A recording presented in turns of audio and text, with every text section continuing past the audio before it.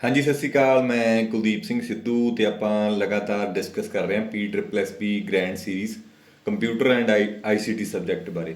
ਸੋ ਇਹਦੇ ਵਿੱਚ ਆਪਾਂ ਦੇਖ ਰਹੇ ਹਾਂ ਕਿ chapter wise previous year questions and level wise previous year question, ਜਿਹੜੇ ਕੁਐਸਚਨ ਪਿਛਲੇ 3-4 ਸਾਲ ਪਹਿਲਾਂ ਪੇਪਰਾਂ ਦੇ ਵਿੱਚ ਆਏ ਹੋਏ ਨੇ, ਉਹਨਾਂ ਦੇ ਵਿੱਚੋਂ ਹੀ ਆਪਾਂ ਪੁਰਾਣੇ ਕੁਐਸਚਨ ਸੋਲਵ ਕਰਕੇ ਤੇ ਨਾਲ ਨਾਲ ਆਪਾਂ ਥਿਊਰੀ ਡਿਸਕਸ ਕਰ ਰਹੇ ਹਾਂ ਜਿੰਨੀ ਕੁ ਆਪਾਂ ਨੂੰ ਲੋੜ ਹੈ। ਠੀਕ ਹੈ, ਸੋ ਉਸੇ ਲੜੀ ਦੇ ਵਿੱਚੋਂ ਹੀ ਇਹ 13ਵਾਂ ਚੈਪਟਰ ਹੈ ਜਿਹਦੇ ਵਿੱਚ ਆਪਾਂ ਡਿਸਕਸ ਕਰਾਂਗੇ network security and cyber security.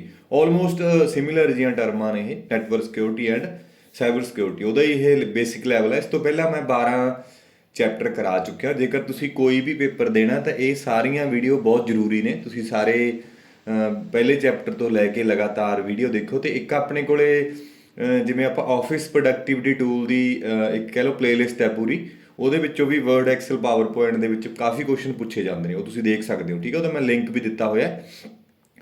So start ਕਰਦੇ ਹਾਂ ਆਪਾਂ। ਸੋ ਇਸ ਚੈਪਟਰ ਦੇ ਵਿੱਚ ਫਸਟ ਕੁਐਸਚਨ ਹੈਗਾ the firewall is used in a computer for. ਕਹਿੰਦਾ ਫਾਇਰਵਾਲ ਹੈ ਜਿਹੜੀ ਉਹ ਕੰਪਿਊਟਰ ਦੇ ਵਿੱਚ ਕਿਉਂ ਯੂਜ਼ ਕੀਤੀ ਜਾਂਦੀ ਹੈ ਨਾ। ਡਾਟਾ ਟਰਾਂਸਫਰ ਦੇ ਲਈ ਨਹੀਂ, ਡਾਟਾ ਟਰਾਂਸਫਰ ਦੇ ਲਈ ਵੀ ਨਹੀਂ ਹੁੰਦਾ। ਨੌਨ ਰੈਪੂਟੇਸ਼ਨ ਕੀ ਹੁੰਦਾ ਮੈਂ ਅੱਗੇ ਦੱਸੂਗਾ। ਮੈਨੇਜਿੰਗ ਪਾਸਵਰਡ ਨਹੀਂ। ਪ੍ਰੀਵੈਂਟਿੰਗ ਅਨਆਥੋਰਾਈਜ਼ਡ ਐਕਸੈਸ, ਹਾਂ ਇਹ ਆਨਸਰ ਡੀ ਹੈ, ਬਿਲਕੁਲ ਠੀਕ ਹੈ। ਇਹ ਆਪਣੇ ਕੋਲੇ ਫਾਇਰਵਾਲ ਹੁੰਦੀ ਹੈ। ਇੰਟਰਨੈਟ ਹੈ ਜਿੱਥੋਂ ਆਪਾਂ ਇੰਟਰਨੈਟ ਐਕਸੈਸ ਕਰਦੇ ਹਾਂ, ਇਹ ਆਪਣਾ ਹੋਮ ਨੈਟਵਰਕ ਹੈ। ਤਾਂ ਇੱਥੇ ਆਪਾਂ ਇੱਕ ਹਾਰਡਵੇਅਰ ਤੇ ਸੌਫਟਵੇਅਰ ਦਾ ਕੰਬੀਨੇਸ਼ਨ। ਇੱਕ ਗੱਲ ਇਹ ਵੀ ਯਾਦ ਰੱਖਣੀ, ਆਪਾਂ ਨੂੰ ਕਈ ਵਾਰੀ ਪੁੱਛ ਲੈਂਦਾ ਕਿ ਫਾਇਰਵਾਲ ਹੈ ਕੀ ਇਹ ਹਾਰਡਵੇਅਰ ਹੁੰਦਾ ਹੈ ਕਿ ਇਹ ਸੌਫਟਵੇਅਰ ਹੁੰਦੀ ਹੈ ਨਾ, ਕਿ ਦੋਨੋਂ ਹੀ ਹੋ ਸਕਦੇ, ਕੰਬੀਨੇਸ਼ਨ ਹੋ ਸਕਦਾ। It can be hardware, software ਔਰ ਬੋਥ। ਠੀਕ ਹੈ, ਤਾਂ ਫਾਇਰਵਾਲ ਇੱਕ ਐਵੇਂ ਦਾ ਡਿਵਾਈਸ ਹੈ, ਜੇ ਇੱਕ ਐਵੇਂ ਦਾ ਸੌਫਟਵੇਅਰ ਕਨਸੈਪਟ ਹੈ ਜਿਹਦੇ ਵਿੱਚ ਟ੍ਰੈਫਿਕ ਜਿਹੜੀ ਅਸੀਂ ਚਾਹਾਂਗੇ ਵੀ, ਜਿਵੇਂ ਗ੍ਰੀਨ ਵਾਲੀ ਟ੍ਰੈਫਿਕ ਹੈ ਇਹਨੂੰ ਤਾਂ ਅਸੀਂ ਅਲਾਉ ਕੀਤਾ ਹੋਇਆ ਹੈ ਨਾ, ਜਿਹੜੀ ਰੈੱਡ ਵਾਲੀ ਟ੍ਰੈਫਿਕ ਹੈ ਉਹਨੂੰ ਅਸੀਂ ਅਲਾਉ ਨਹੀਂ ਕੀਤਾ ਹੋਇਆ। ਤਾਂ ਅਸੀਂ ਰੂਲ ਪਾ ਸਕਦੇ ਹਾਂ, ਰੋਕ ਸਕਦੇ ਹਾਂ। ਕੁਛ ਚੀਜ਼ਾਂ ਨੂੰ ਅਸੀਂ ਰੋਕਣਾ ਚਾਹੁੰਦੇ ਹਾਂ, ਕੁਛ ਡੇਟਾ ਨੂੰ, ਕੁਛ ਵੈਬਸਾਈਟਸ ਐਵੇਂ ਦੀਆਂ ਹੁੰਦੀਆਂ ਨੇ ਜਿਹੜੀਆਂ ਅਸੀਂ ਚਾਹੁੰਦੇ ਹਾਂ ਵੀ ਐਕਸੈਸ ਨਾ ਕਰ ਪਾਈਏ। ਜਿਵੇਂ ਆਪਾਂ ਮੋਸਟਲੀ ਕਾਲਜ ਯੂਨੀਵਰਸਿਟੀ ਦੇ ਵਿੱਚ ਹੁੰਦੇ ਹਾਂ ਤਾਂ ਉਹ 9 ਤੋਂ 5 ਫੇਸਬੁੱਕ, ਵਟਸਐਪ ਬੰਦ ਕਰ ਦਿੰਦੇ ਨੇ। ਤਾਂ ਉਹ ਕਿੱਥੇ ਰੂਲ ਡਿਫਾਈਨ ਕਰਦੇ ਨੇ, ਫਾਇਰਵਾਲ ਤੇ ਹੀ ਰੂਲ ਡਿਫਾਈਨ ਕੀਤੇ ਜਾਂਦੇ ਨੇ। ਤਾਂ ਉਹ ਵਾਲੀ ਅਸੀਂ ਵੈਬਸਾਈਟ ਐਕਸੈਸ ਨਹੀਂ ਕਰ ਸਕਦੇ। ਤਾਂ ਫਾਇਰਵਾਲ ਦਾ ਮੇਨ ਕੰਮ ਕੀ ਹੁੰਦਾ, to provide protection against outside cyber attackers by shielding your computer or network from malicious or unnecessary network traffic. ਤਾਂ ਇਹ ਸ਼ੀਲਡ ਪ੍ਰੋਵਾਈਡ ਕਰਦਾ ਆਊਟਸਾਈਡ ਨੈਟਵਰਕ ਤੋਂ। ਠੀਕ ਹੈ, ਮਲੀਸ਼ੀਅਸ ਐਕਟੀਵਿਟੀ ਨੂੰ ਰੋਕਦਾ। ਤਾਂ ਇਹ ਫਾਇਰਵਾਲ ਹੈ, ਜਿਵੇਂ ਆਪਾਂ ਨੂੰ ਦਿਖ ਰਿਹਾ ਵੀ ਗ੍ਰੀਨ ਆਪਾਂ ਅਲਾਉ ਕੀਤਾ ਹੋਇਆ ਤੇ ਰੈੱਡ ਵਾਲਾ ਹੈ ਜਿਹੜਾ ਆਪਾਂ ਅਲਾਉ ਨਹੀਂ ਕੀਤਾ ਹੋਇਆ। ਇਹਦੇ ਲਈ ਸਿਮਿਲਰ ਟਰਮਾਂ ਯੂਜ਼ ਕੀਤੀਆਂ ਜਾ ਸਕਦੀਆਂ ਨੇ। ਠੀਕ ਹੈ, ਇੱਕ ਇਹ ਕੀ ਕਰਦਾ, ਟ੍ਰੈਫਿਕ ਨੂੰ ਮੋਨੀਟਰ ਕਰਦਾ ਹੈ ਜਾਂ ਟ੍ਰੈਫਿਕ ਨੂੰ ਐਨਾਲਿਸਿਸ ਕਰਦਾ ਹੈ, ਜਾਂ ਇਹ ਪ੍ਰੀਵੈਂਟ ਕਰਦਾ ਅਨਆਥੋਰਾਈਜ਼ਡ ਐਕਸੈਸ ਨੂੰ। ਤਾਂ ਫਿਰ ਇਹਦੇ ਵਿੱਚੋਂ ਜਿਹੜਾ ਫਾਇਰਵਾਲ ਹੈ ਇਹਦਾ ਆਨਸਰ ਕੀ ਹੋ ਜਾਊਗਾ, ਪ੍ਰੀਵੈਂਟਿੰਗ ਅਨਆਥੋਰਾਈਜ਼ਡ ਐਕਸੈਸ। ਠੀਕ ਹੈ, ਡੀ ਆਨਸਰ। ਅਗਲਾ ਕੁਐਸਚਨ ਹੈਗਾ doctor Solomon and McAfee are popular. ਇਹ ਕਾਹਦੇ ਲਈ ਪੋਪੂਲਰ ਨੇ ਮੇਨ? ਕੀ ਇਹ ਵਾਇਰਸ ਨੇ, ਆਪਰੇਟਿੰਗ ਸਿਸਟਮ ਹੈ, ਡਾਕਟਰਸ ਨੇਮ ਨੇ, ਹੈ ਨਾ, ਜਾਂ ਐਂਟੀਵਾਇਰਸ ਨੇ? ਤਾਂ ਇਹ ਐਂਟੀਵਾਇਰਸ ਨੇ। ਆ ਤਾਂ ਤੁਸੀਂ ਸੁਣਿਆ ਹੋਣਾ ਮੈਕੈਫੇ, ਤਾਂ ਡਾਕਟਰ ਸੋਲੋਮਨ ਨਹੀਂ ਸੁਣਿਆ ਹੋਣਾ। ਤਾਂ ਡੀ ਆਨਸਰ ਹੈ ਇਹਦਾ, ਐਂਟੀਵਾਇਰਸ ਨੇ। ਇਹ ਐਂਟੀਵਾਇਰਸ ਦੀ ਲਿਸਟ ਹੈ, ਟਾਈਪਸ ਆਫ ਐਂਟੀਵਾਇਰਸ, ਜਿਵੇਂ Avast, Avira, AVG, Bitdefender, doctor Web, doctor Solomon, F Secure, Kaspersky, McAfee, Norton, Panda, Quick Heal, Window Defender. ਇਹ ਵਿੰਡੋ ਡਿਫੈਂਡਰ ਹੁੰਦਾ ਨਾ ਜਿਹੜਾ ਬਾਈ ਡਿਫਾਲਟ ਹੁੰਦਾ। ਵਿੰਡੋ 10 ਅੱਜ ਕੱਲ੍ਹ ਵਿੰਡੋ 11 ਚੱਲਦੀ ਹੈ। ਵਿੰਡੋ ਡਿਫੈਂਡਰ ਵਿੰਡੋ ਦੇ ਵਿੱਚ ਬਾਈ ਡਿਫਾਲਟ ਹੁੰਦਾ। ਇਸ ਨੂੰ ਹੀ ਅਪਡੇਟ ਕਰ ਲਓ, ਕੋਈ ਨਵਾਂ ਐਂਟੀਵਾਇਰਸ ਪਾਉਣ ਦੀ ਲੋੜ ਨਹੀਂ, ਵਧੀਆ ਕੰਮ ਕਰਦਾ। ਠੀਕ ਹੈ, ਸੋ ਇਹ ਐਂਟੀਵਾਇਰਸ ਦੀ ਲਿਸਟ ਹੈ, ਸਕਰੀਨਸ਼ਾਟ ਲੈ ਸਕਦੇ ਹੋ, ਕੰਮ ਆਊ। ਅਗਲਾ ਕੁਐਸਚਨ, ਇਹ virus type that is capable of shifting from one computer to another computer without user interaction is known as. ਕਹਿੰਦਾ ਇੱਕ ਵਾਇਰਸ ਦੀ ਉਹ ਵਾਲੀ ਟਾਈਪ ਜਿਹੜੀ ਕੈਪੇਬਲ ਹੈ, ਯੋਗ ਹੈ ਕਿਸ ਚੀਜ਼ ਦੇ, shifting from one computer to another, ਇੱਕ ਕੰਪਿਊਟਰ ਤੋਂ ਦੂਜੇ ਕੰਪਿਊਟਰ ਦੇ ਵਿੱਚ ਚਲਾ ਜਾਂਦਾ ਹੈ ਵਿਦਾਊਟ ਯੂਜ਼ਰ ਇੰਟਰੈਕਸ਼ਨ। ਕਹਿੰਦਾ ਯੂਜ਼ਰ ਦੀ ਇੰਟਰੈਕਸ਼ਨ ਦੀ ਵੀ ਲੋੜ ਨਹੀਂ। ਉਹਨੂੰ ਕੀ ਬੋਲਦੇ ਆ, ਕਿ ਉਹਨੂੰ ਵੌਰਮ ਬੋਲਦੇ ਆ, ਟਰੋਜਨ ਹਾਰਸ ਬੋਲਦੇ ਆ, ਲੌਜਿਕ ਵੌਰਮ ਹੁੰਦਾ ਕਿ ਬੂਟ ਸੈਕਟਰ ਹੁੰਦਾ। ਠੀਕ ਹੈ, ਸੋ ਚੰਡੀਗੜ੍ਹ ਐਡਮਿਨ ਕਲਰਕ 2020 ਦਾ ਕੁਐਸਚਨ ਹੈ ਇਹ, ਆਪਾਂ ਦੇਖਦੇ ਹਾਂ, ਸਮਝ ਲੈਂਦੇ ਹਾਂ ਵੌਰਮ ਤੇ ਵਾਇਰਸ ਦੇ ਵਿੱਚ ਕੀ ਹੁੰਦਾ। ਤਿੰਨ ਟਰਮਾਂ ਆਪਾਂ ਦੇਖਾਂਗੇ ਪਹਿਲਾਂ, ਵੌਰਮ ਕੀ ਹੁੰਦਾ, ਵਾਇਰਸ ਕੀ ਹੁੰਦਾ, ਟਰੋਜਨ ਹਾਰਸ ਕੀ ਹੁੰਦਾ। ਠੀਕ ਹੈ, ਜੇ ਆਪਾਂ ਦੇਖੀਏ ਵੌਰਮ ਤੇ ਵਾਇਰਸ, ਇਹ ਮਲੀਸ਼ੀਅਸ ਪ੍ਰੋਗਰਾਮ ਨੇ। ਮਲੀਸ਼ੀਅਸ ਕਹਿਣ ਦਾ ਮਤਲਬ ਜਿਹੜੇ ਕਿ ਅਨਵਾਂਟਡ ਨੇ ਹੁੰਦੇ, ਇਹ ਪ੍ਰੋਗਰਾਮ ਹੀ ਨੇ, ਸੌਫਟਵੇਅਰ ਹੁੰਦੇ ਨੇ ਜਿਹੜੇ ਕਿ ਅਨਵਾਂਟਡ ਸੌਫਟਵੇਅਰ ਨੇ, ਜਿਹੜੇ ਕੰਪਿਊਟਰ ਦੇ ਵਿੱਚ ਪਾਏ ਜਾਂਦੇ ਨੇ ਹੈਕਰਾਂ ਦੁਆਰਾ, ਕਿ ਨਾਰਮਲ ਐਕਟੀਵਿਟੀ 'ਚ ਹੋ ਰਹੀ ਹੈ ਜਿਹੜੀ ਇੰਟਰਨੈਟ 'ਤੇ, ਉਹ ਨਾਰਮਲ ਐਕਟੀਵਿਟੀ ਨੂੰ ਤੁਸੀਂ ਕਹਿ ਲਓ ਇੰਟਰਪਟ ਕਰਨ ਦੇ ਲਈ। ਮੰਨ ਲਓ ਹੁਣ ਮੈਂ ਆਪਦਾ ਕੰਮ ਕਰ ਰਿਹਾ ਹੈ ਨਾ, ਤਾਂ ਮੈਨੂੰ ਕੰਮ ਤੋਂ ਰੋਕਣਾ ਕਿਸੇ ਦਾ ਪਰਪਸ ਹੋ ਸਕਦਾ, ਕਿਸੇ ਨੂੰ ਬੈਨੀਫਿਟ ਹੋਵੇ, ਕੋਈ ਜੈਲਸੀ ਪਰਪਸ ਲਈ ਕਰ ਸਕਦਾ, ਕੋਈ ਕਿਵੇਂ ਵੀ ਕਰ ਸਕਦਾ, ਕੋਈ ਡਰਾ ਧਮਕਾ ਕੇ ਬੰਦਾ ਮੈਥੋਂ ਪੈਸੇ ਲੁੱਟਣਾ ਚਾਹਵੇ, ਤਾਂ ਉਹ ਸਾਰੀਆਂ ਮਲੀਸ਼ੀਅਸ ਐਕਟੀਵਿਟੀ ਨੇ, ਅਨਆਰਥੋਰਾਈਜ਼ਡ ਐਕਟੀਵਿਟੀਜ਼ ਨੇ। ਤਾਂ ਵਾਇਰਸ ਤੇ ਵਰਮ ਇੱਕ ਮਾਲਵੇਅਰ ਹੀ ਹੁੰਦੇ ਨੇ, ਟਾਈਪਸ ਆਫ ਮਾਲਵੇਅਰ ਹੁੰਦੇ ਨੇ। ਤਾਂ ਹੁੰਦੇ ਕੀ ਨੇ, ਜਿਵੇਂ ਥੋੜ੍ਹਾ ਜਿਹਾ ਫਰਕ ਆ ਦੋਨਾਂ ਦੇ ਵਿੱਚ। ਐਗਜ਼ੀਕਿਊਟ ਇਟਸੈਲਫ, ਯਾਨੀ ਕਿ ਇਹ ਆਪਣੇ ਆਪ ਹੀ ਚੱਲਦੇ ਨੇ। ਜਿਵੇਂ ਹੁਣ ਆਪਾਂ ਮੋਟਰਸਾਈਕਲ ਚਲਾਉਣੇ ਆ, ਤੇ ਜੋ ਆਪਣੇ ਆਪ ਹੀ ਚੱਲ ਕੇ ਇੱਕ ਥਾਂ ਤੋਂ ਦੂਜੀ ਥਾਂ ਤੇ ਚਲਾ ਜਾਵੇ, ਤਾਂ ਆਪਾਂ ਉਹਨੂੰ ਕਹਿ ਦਾਂਗੇ ਐਗਜ਼ੀਕਿਊਟ ਇਟਸੈਲਫ। ਜਿਵੇਂ ਡਰਾਈਵਰਲੈਸ ਕਾਰਾਂ ਆ ਗਈਆਂ ਅੱਜ ਕੱਲ੍ਹ ਟੈਸਲਾ ਦੀਆਂ, ਹੈ ਨਾ, ਉਹ ਕੀ ਕਰਦੀਆਂ ਨੇ, ਐਗਜ਼ੀਕਿਊਟ ਇਟਸੈਲਫ ਕਰਦੀਆਂ ਨੇ, ਉਹਨੂੰ ਡਰਾਈਵਰ ਦੀ ਲੋੜ ਨਹੀਂ ਪੈਂਦੀ। ਤਾਂ ਵਰਮ ਹੁੰਦਾ ਐਗਜ਼ੀਕਿਊਟ ਇਟਸੈਲਫ। ਦੂਸਰਾ ਹੁੰਦਾ ਰੈਪਲੀਕੇਟ ਇਟਸੈਲਫ। ਰੈਪਲੀਕੇਟ ਕਰਨਾ, ਆਪਣੀਆਂ ਕਾਪੀਜ਼ ਬਣਾ ਦੇਣੀਆਂ। ਜਿਵੇਂ ਆਪਾਂ ਨਹੀਂ ਦੇਖਦੇ ਸੀ ਪਹਿਲਾਂ ਸ਼ਕਤੀਮਾਨ ਦੇਖਦੇ ਹੁੰਦੇ ਸੀ, ਉਹਦੇ ਵਿੱਚ ਸ਼ਕਤੀਮਾਨ ਆਪਣੀਆਂ ਕਾਪੀਆਂ ਬਣਾ ਲੈਂਦਾ ਸੀ। ਕਾਪੀਆਂ ਮਤਲਬ ਇੱਕ ਤੋਂ ਜ਼ਿਆਦਾ ਬੰਦੇ। ਉਵੇਂ ਹੀ ਆਪਣੇ ਕੋਲ ਇੱਕ ਉਹ ਹੁੰਦਾ ਸੀ ਡਾਕਟਰ ਜੈਕੌਲ, ਹੈ ਨਾ, ਉਹ ਜਿਹੜੇ ਬੰਦੇ ਬਣਾਉਂਦਾ ਸੀ ਉਹ ਮਲਟੀਪਲਾਈ ਹੋ ਜਾਂਦੇ ਸੀ। ਸੋ ਵਾਇਰਸ ਵਰਮ ਦਾ ਕੰਮ, ਪਹਿਲੀਆਂ ਪ੍ਰੋਪਰਟੀਜ਼ ਦੋਨਾਂ ਦੀਆਂ ਹੀ ਸੇਮ ਹੁੰਦੀਆਂ ਵੈਸੇ। Execute itself, replicate itself. Replicate ਦਾ ਮਤਲਬ ਹੁੰਦਾ ਕਾਪੀ ਕ੍ਰੀਏਟ ਕਰਨਾ, ਮਿਮਿਕ ਕਰਨਾ, ਹੈ ਨਾ, ਆਪਣੇ ਬਿਹੇਵੀਅਰ ਨੂੰ। ਤਾਂ ਵਾਇਰਸ ਦੀਆਂ ਵੀ ਇਹ ਆਲਮੋਸਟ ਸੇਮ ਹੁੰਦੀਆਂ ਨੇ, execute itself and replicate itself. ਹੁਣ ਆਪਾਂ ਕਹਾਂਗੇ ਵੀ ਫਰਕ ਕੀ ਹੈ। ਜਿਹੜਾ ਵਰਮ ਹੈ ਇਹ ਮਤਲਬ ਕਿ ਨੁਕਸਾਨ ਨਹੀਂ ਕਰਦਾ ਜ਼ਿਆਦਾ, ਇਹ ਸਪੀਡ ਸਲੋ ਕਰ ਦਿੰਦਾ, ਰਿਸੋਰਸ ਹੀਟ ਕਰਦਾ। ਜਿਵੇਂ ਮੈਂ ਤੁਹਾਨੂੰ ਹੁਣ ਪੜ੍ਹਾ ਰਿਹਾ, ਕੋਈ ਬੰਦਾ ਆ ਕੇ ਲਾਈਟ ਬੰਦ ਕਰ ਜੇ, ਕੋਈ ਮਾਰਕਰ ਖੋਹ ਕੇ ਲੈ ਜੇ, ਕੋਈ ਇੰਟਰਨੈਟ ਬੰਦ ਕਰ ਦੇ, ਕੋਈ ਮੇਰਾ ਮਾਈਕ ਲੈ ਜੇ, ਤਾਂ ਉਹਦੇ ਨਾਲ ਕੀ ਹੋ ਜਾਊਗਾ, ਮੇਰੇ ਰਿਸੋਰਸ ਹੋ ਗਏ ਸਾਰੇ, ਰਿਸੋਰਸ ਨੂੰ ਹੀਟ ਕੀਤਾ ਜਾ ਰਿਹਾ। ਤੇ ਜੇ ਕੋਈ ਬੰਦਾ ਆ ਕੇ ਸਿੱਧੀ ਗੋਲੀ ਮਾਰੇ ਮੇਰੇ, ਜਾਂ ਮੇਰੀ ਜੀਭ ਵੱਢ ਦੇ, ਉਹ ਕੀ ਹੋ ਜਾਊਗਾ, ਉਹ ਮੇਰੇ ਤੇ ਅਟੈਕ ਹੋ ਗਿਆ ਸਿੱਧਾ। ਤਾਂ ਵਾਇਰਸ ਦਾ ਇਹੀ ਕੰਮ ਹੈ। ਤਾਂ ਆਪਾਂ ਕਹਿ ਸਕਦੇ ਹਾਂ ਕਿ ਵਰਮ ਹੈ ਜਿਹੜਾ ਰਿਸੋਰਸ ਨੂੰ ਈਟ ਕਰਦਾ, ਰਿਸੋਰਸ ਹੀ ਈਟਿੰਗ ਪਰਪਸ ਆ। ਕੋਈ ਵੀ ਬੰਦਾ ਕੰਮ ਕਰ ਰਿਹਾ, ਆਪਾਂ ਉਹਦੇ ਰਿਸੋਰਸ ਖਾਵਾਂਗੇ ਕਿ ਉਹ ਕੰਮ ਨਾ ਕਰ ਪਾਵੇ। ਤਾਂ ਵਾਇਰਸ ਕੀ ਕਰਦਾ, ਇਹਦੇ ਉਲਟ ਫਾਈਲਾਂ ਨੂੰ ਡਿਲੀਟ ਕਰ ਦਿੰਦਾ, ਅਪਡੇਟ ਕਰਦਾ, ਮੋਡੀਫਾਈ ਕਰਦਾ ਤੇ ਡੈਮੇਜ ਕਰ ਦਿੰਦਾ ਫਾਈਲਾਂ ਨੂੰ। ਠੀਕ ਹੈ। ਤਾਂ ਹੁਣ ਆਪਾਂ ਵਰਮ ਦੀ ਗੱਲ ਕਰਦੇ ਹਾਂ। No need the host file to travel. Worm ਨੂੰ ਕੋਈ ਵੀ ਹੋਸਟ ਫਾਈਲ ਨਹੀਂ ਚਾਹੀਦੀ ਹੁੰਦੀ ਟਰੈਵਲ ਕਰਨ ਦੇ ਲਈ। ਇੱਕ ਕੰਪਿਊਟਰ ਤੋਂ ਦੂਜੇ ਕੰਪਿਊਟਰ ਆਪਣੇ ਆਪ ਹੀ ਚਲਿਆ ਜਾਂਦਾ। ਬਟ ਵਾਇਰਸ ਹੈ ਜਿਹੜਾ, ਵਾਇਰਸ ਨੂੰ ਹੋਸਟ ਫਾਈਲ ਚਾਹੀਦੀ ਹੁੰਦੀ ਹੈ ਜਿਹਦੇ ਨਾਲ ਲੱਗ ਕੇ ਜਾਂਦਾ ਇਹ। ਠੀਕ ਹੈ। ਤਾਂ ਹੋਸਟ ਫਾਈਲ ਜ਼ਰੂਰੀ ਹੁੰਦੀ ਹੈ ਵਾਇਰਸ ਵਾਸਤੇ। ਤਾਂ ਇਹ ਗੱਲ ਆਪਾਂ ਯਾਦ ਰੱਖਣੀ ਹੈ ਮੇਨ। ਅੱਗੇ ਹੈਗਾ ਟਰੋਜਨ ਹਾਰਸ। ਟਰੋਜਨ ਹਾਰਸ ਕੀ ਹੁੰਦਾ ਹੈ, ਇਹ ਹਿਸਟਰੀ ਦਾ ਕਾਨਸੈਪਟ ਹੈ, ਸ਼ਾਇਦ ਤੁਸੀਂ ਸੁਣਿਆ ਹੋਵੇ, ਜਿਹਦੇ ਵਿੱਚ ਇਹ ਹੁੰਦਾ ਵੀ ਜਿਹੜੇ ਟਰੋਏ ਸਿਟੀ ਤੇ ਗ੍ਰੀਕਸ ਨੇ ਹਮਲਾ ਕੀਤਾ ਸੀ ਟਰੋਏ ਸਿਟੀ ਤੇ, ਤਾਂ ਉਹਨਾਂ ਨੇ ਕਿਲੇ ਨੂੰ ਘੇਰਾ ਪਾਈ ਰੱਖਿਆ ਕਾਫੀ, 7-8 ਮਹੀਨੇ ਹੋ ਗਏ। ਤੇ ਜ਼ਿਆਦਾ ਡਿਟੇਲ ਤਾਂ ਨਹੀਂ ਮੈਂ ਹਿਸਟਰੀ ਤੁਹਾਨੂੰ ਦੱਸੂਗਾ ਕਿਉਂਕਿ ਆਪਾਂ ਨੂੰ ਲੋੜ ਨਹੀਂ, ਹੈ ਨਾ। ਤਾਂ ਉਹਨਾਂ ਨੇ ਕਾਫੀ ਟਾਈਮ ਕਿਲੇ ਨੂੰ ਘੇਰਾ ਪਾਈ ਰੱਖਿਆ। ਤਾਂ ਦੋਨੇ ਕਿਲੇ ਦੇ ਅੰਦਰ ਸੀਗੇ ਜਿਹੜੇ ਉਹ ਟਰੋਏ ਸਿਟੀ ਦੇ ਲੋਕ ਸੀ, ਬਾਹਰ ਗ੍ਰੀਕਸ ਬੈਠੇ ਸੀ। ਤਾਂ ਫਿਰ ਉਹਨਾਂ ਦਾ ਸਮਝੌਤਾ ਹੋਇਆ। ਬਾਹਰ ਵਾਲੇ ਲੋਕ ਕਹਿੰਦੇ ਵੀ ਯਾਰ ਆਪਾਂ ਕੋਈ ਗੱਲ ਨਹੀਂ, ਜੰਗ ਖਤਮ ਕਰਦੇ ਹਾਂ। ਤਾਂ ਸਿੰਬੋਲੀਕਲੀ ਉਹਨਾਂ ਨੇ ਲੱਕੜ ਦਾ, ਜਿਵੇਂ ਇਹ ਦਿਖ ਰਿਹਾ, ਬਹੁਤ ਵੱਡਾ ਘੋੜਾ ਬਣਾ ਕੇ ਭੇਜਿਆ ਅੰਦਰ ਵੀ ਸਾਡੀ ਤੁਹਾਡੇ ਨਾਲ ਸੰਧੀ ਹੈ, ਇਹਦੇ ਤੋਹਫੇ ਦੇ ਵਜੋਂ।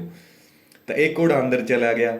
ਤੇ ਰਾਤ ਨੂੰ ਸੈਨਿਕ ਸੀ ਜਿਹੜੇ ਉਹ ਡੱਕ ਕੇ ਪੈ ਪੂਗੇ ਦਾਰੂ ਦੂਰੂ ਪੀ ਕੇ, ਹੈ ਨਾ। ਤੇ ਫਿਰ ਕੀ ਹੁੰਦਾ, ਉਹ ਸੈਨਿਕ ਜਦੋਂ ਇਹਨਾਂ ਦੇ ਸੈਨਿਕ ਕਿਲੇ ਵਾਲੇ ਸੌਂ ਜਾਂਦੇ ਨੇ, ਤਾਂ ਇਹਦੇ ਘੋੜੇ ਦੇ ਵਿੱਚ ਸੈਨਿਕ ਹੁੰਦੇ ਨੇ। ਉਹ ਦਰਵਾਜ਼ਾ ਇਹਦਾ ਗੇਟ ਖੋਲ ਕੇ ਨਿਕਲਦੇ ਨੇ ਬਾਹਰ। ਜਿਹੜਾ ਮੇਨ ਐਂਟਰੈਂਸ ਹੁੰਦਾ ਕਿਲੇ ਦਾ, ਉਹ ਦਰਵਾਜ਼ਾ ਖੋਲ ਦਿੰਦੇ ਨੇ। ਤੇ ਬਾਹਰ ਤਾਂ ਤਿਆਰੀ 'ਚ ਬੈਠੇ ਹੁੰਦੇ ਨੇ, ਤੇ ਬਾਹਰ ਵਾਲੇ ਅੰਦਰ ਹਮਲਾ ਕਰ ਦਿੰਦੇ ਨੇ। ਤਾਂ ਟਰੋਏ ਸਿਟੀ ਤੇ ਗ੍ਰੀਕਸ ਜਿੱਤ ਜਾਂਦੇ ਨੇ।